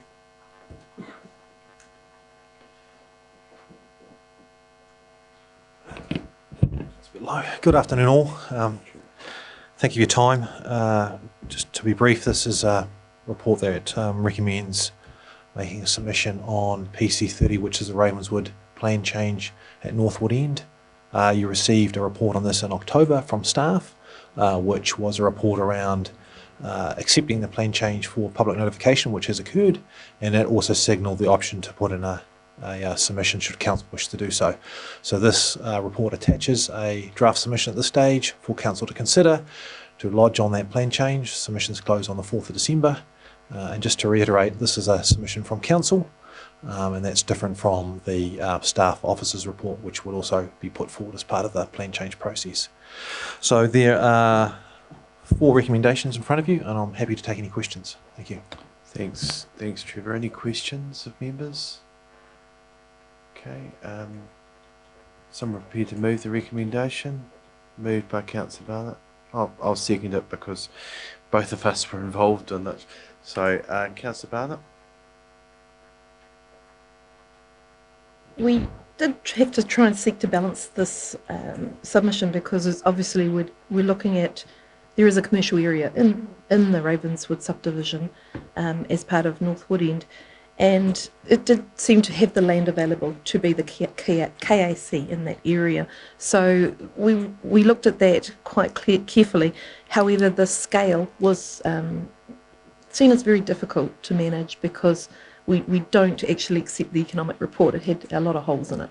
And we're hoping that what will happen is the officer's report will actually have a look at the submission and the economic report and actually identify that the markets that were rather overstated. So our submission is fairly neutral, but it's still saying that we reject the scale of the submission of the subdivision that they would like to do and the change of zoning. So I think it's a nice middle ground. However, it'll be interesting to see what other submissions are reached from other people because I understand there's quite a lot of interest in the community. Thank you. And sorry, you've got a question? Councillor Eckerson. I knew I wanted to raise it before, but it's more the mover and the seconder. Can we circulate to all boards, because this is actually a district issue, not a Wood End Sefton. Sorry, I'm happy I meant with to say that. before. Yes. Yep. No, are you happy as mover, Councillor Barnett? Yep. I am a seconder. So if we could just end that. Look, I'm supportive of the submission. So just to endorse the comments made by Councillor Barnett, thank the staff for the work, the support and advice that was provided.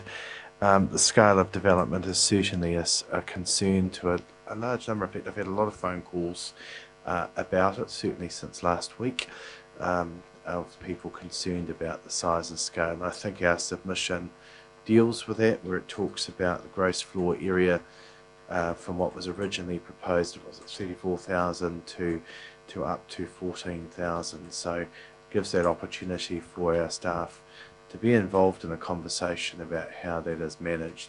And ultimately it'll be a matter that's up to the Commissioner to consider, and those that hear this particular matter, it'll be appropriate through that course that matter is tested, and ultimately they'll make a call and recommendation back. So comfortable with that process, but I think it's appropriate given the concerns that are being raised that we certainly do test that. Can I just say I think Ravenswood are a very good developer.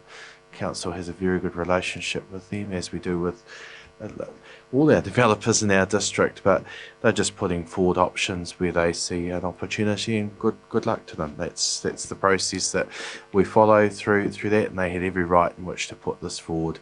The council also has a right to protect its to consider its main town centres and the effect that it may have on that, and what would be appropriate at that level. And we've given some reflection on that, and as I said before, that'll be up to the Commissioner in which to make a call in that respect based on all the information put forward. Councillor Atkinson, then followed by Councillor Ward. Thank you, Mr Mayor. while I think the staff and everybody's done the best they can with this, do I agree with 14,000 square metres? No, I don't. It's twice as much as should be there, and I realise it's been cut in half as a suggestion to start with. So up to yes. Will this go through? 86% of resource consents go through. So will it go through? Yes, it will. All of the numbers in the Kaiapoi Town Centre and the Rangiora Town Centre plan are involved in this 14,000 square metres. And now we're going to add 14,000 square metres, not through any fault of our own, through a developer. We can call the developer responsible if we like, but I'm not quite sure that responsible is the word when you're looking at adding retail, when these are the people who actually do travel to Rangiora and Kaiapoi. And I know the argument that will come, that they will say we want to shop in our own backyard and that we don't want to drive our car. Well, sorry, but these towns, not only historically but future for us in this district, has always been the key activity centres of Kaiapoi and Rangiora. And I actually think that this is over irresponsible in the fact that they're going to create what they want to create there. It's not so much about the actual square footage, it's about what they want to create there. We have people that come to Rangiora all the time from Amberley, from places there that will go and into there. If people don't think this will affect our retailers, it will. I know of 3 submissions that will be hitting this, and the Commissioner will have to decipher them. The reality is that 99% of these go through, you know, and I just think that it's actually irresponsible of a developer to this level on the edge of a town when they know that it actually will rip the business out of the 2 major centres that are in our district. Councillor Ward? Probably is a little bit irrelevant, but is there an issue with the road that is connecting through Ravenswood Town to Pegasus roundabout? It seems to, the access seems to have stalled. I'm not aware of an issue. CEO? No, there's no. In terms of the road that will connect Rangiora Wood End with the State Highway, there's no issue with that. There was a bit of an issue with some laying of some asphalt within a subdivision area that got ripped up and replaced, but there's no actual concern about the through road. Okay, further speakers? Right of reply. Oh, sorry, Councillor Edmund. Thank you, Mr. Mayor. This plan change, from what I can detect, seems to have some local support around Wood End and Pegasus. They've been looking for a commercial centre to replace the one that never eventuated at Pegasus. I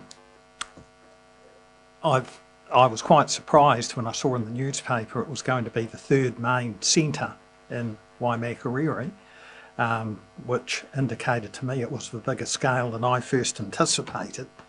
I think there will be effects in the district, but perhaps one of the main effects may be North Christchurch, especially with the new motorway and corridors and so on. Locals may tend to shop locally, and by locals I mean Pegasus, Wood End and Ravenswood residents.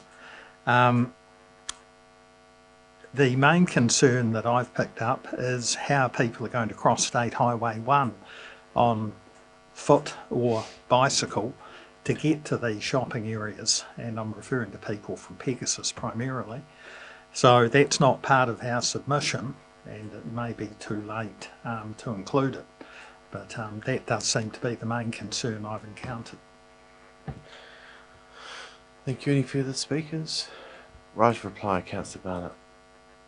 Just very quickly, I think it's really, really important to note that the Wood End Pegasus population, once it's fully developed, will be as large as Kaiapoi.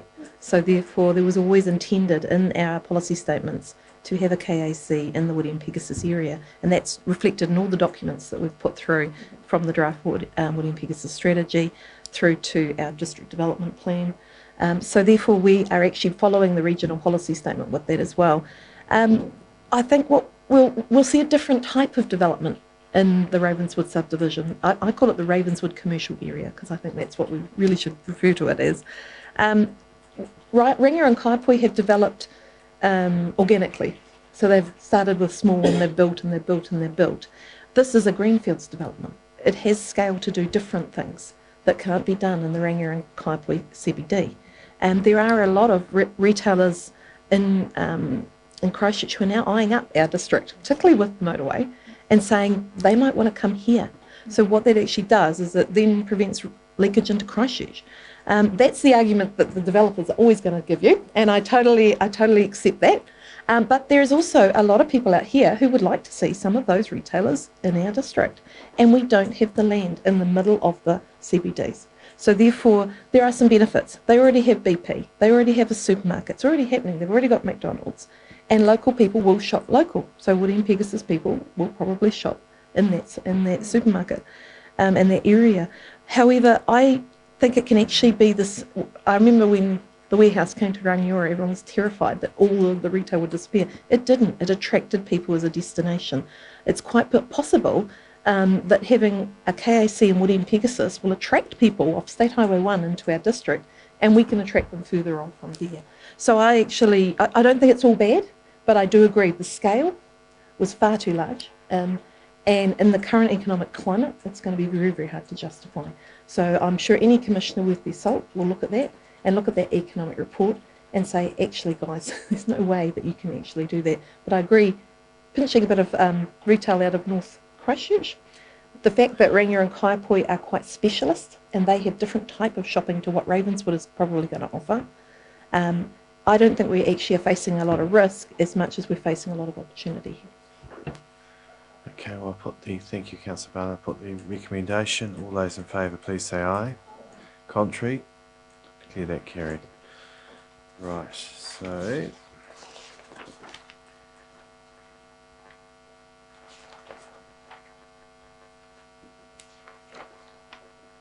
just so item 10, we've got no matters referred from committees and community boards in this part of the agenda. Health and safety, 11.1. Mr. Palmer, sir. Thanks. Report there taken as read. Since that report, there has been one event that's probably worth noting that will come in next week's or next month's summary, and that was a crash on Southbrook Road of one of our staff in a council car. Wrote the car off, and the staff member was okay, although shaken up and bruised, but is now back at work. So that will come through. Wasn't his fault either. Oh, it No. wasn't their fault. Sorry. Yeah. Sorry. Yeah. So that's just by way of update, but there are no other matters needing to be brought to your attention. Thank you. Thank you. Any questions of Mr. Palmer? Councillor Williams first, and then I'm noting you're moving. Yes. I noticed another one backing in a staff relying on cameras more often. If there's something in the camera, surely. I noticed in the top one there, driver training, I've been told to not just look into cameras. It's mirrors and turn your head around. It's not the first time this is brought up, but yep. And I get annoyed when you get people blaming the camera. They're lazy. I suspect the staff member concerned has used the camera, and because of that factor didn't do those other things which you've suggested, and probably they should have. Your comment is noted. Okay. So any further questions? Councillor Blackie's indicating he's prepared to move. Someone prepared to second. Seconded Councillor Atkinson. Do you wish to speak to it? Councillor Atkinson. Any further speakers? I'll put the recommendation. All those in favour, aye. Contrary, declare that carried. We have committee minutes for information 12.1 and 12.2. Moved by Councillor Atkinson, seconded by Councillor Doody. Any discussion? All those in favour, aye. Contrary, declare that carried. We also have the minutes as listed there from the community boards. There's a recommendation there. Someone prepared to move. Moved Councillor Doody, seconded Councillor Barnett. Any discussion? All those in favour, aye. Contrary, declare that carried. Sorry, Councillor Williams, could you turn your lights on? So, got no reports for information, no correspondence. We then come to my diary, pages 367 to 369. Any questions? I'm not going to say anything to it, speak to it. Any questions? All right, so someone prepared to move. Moved by Councillor Blackie, seconded by Councillor Ward. Any, do you wish to speak? Okay, I'll put the recommendation. All those in favour, aye. Contrary, declare that carried. Come to Council portfolio updates. Iwi relationships first. Just to advise, we've got a Runanga meeting coming up. I think that's the 16th of December. And Mahi Tahi's next week on the 8th. So two meetings coming up. Also on Saturday there's a celebration for Dame Maraha at Tuahiwi to celebrate her becoming a dame. So the Councillor Atkinson, myself and the Chief Executive have been officially invited to that on Saturday. So we'll be representing the council there. That's at 11 o'clock, and we'll be making a dash post Pofree, hopefully, to get to the Christmas parade in Kaiapoi, but might be leaving Jim there to represent us. So, what's that? Sorry. Oh, look, I'll come to that at the end. Yeah. Okay, everyone. So that's. Is there any questions of me with iwi relationships? Okay. So Canterbury Water Management Strategy, Councillor Stewart. Thank you. Nothing that, well, it is, I guess, significant.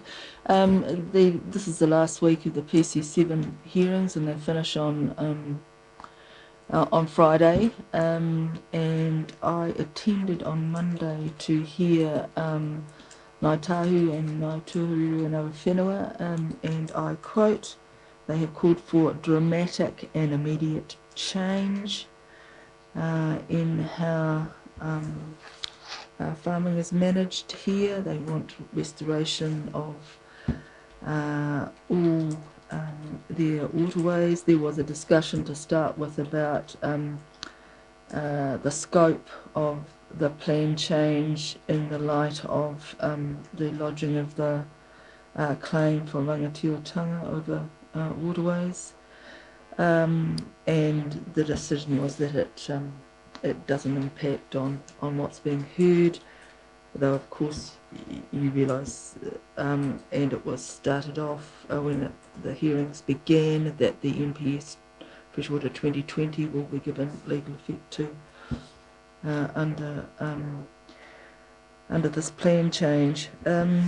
Tomorrow is there was it's quite an interesting read. They're all online and they're all on YouTube, so it's interesting to just review what's going on. Tomorrow is Federated Farmers, which I'm planning to get to, and on Friday there'll be just the wind up of some individual farmers putting their case.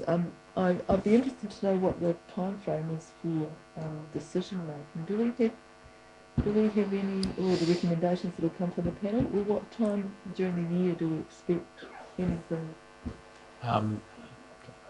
In the fullness of time. The fullness of time? Marvellous. Excellent insight. Yes. The only other thing, and really that's the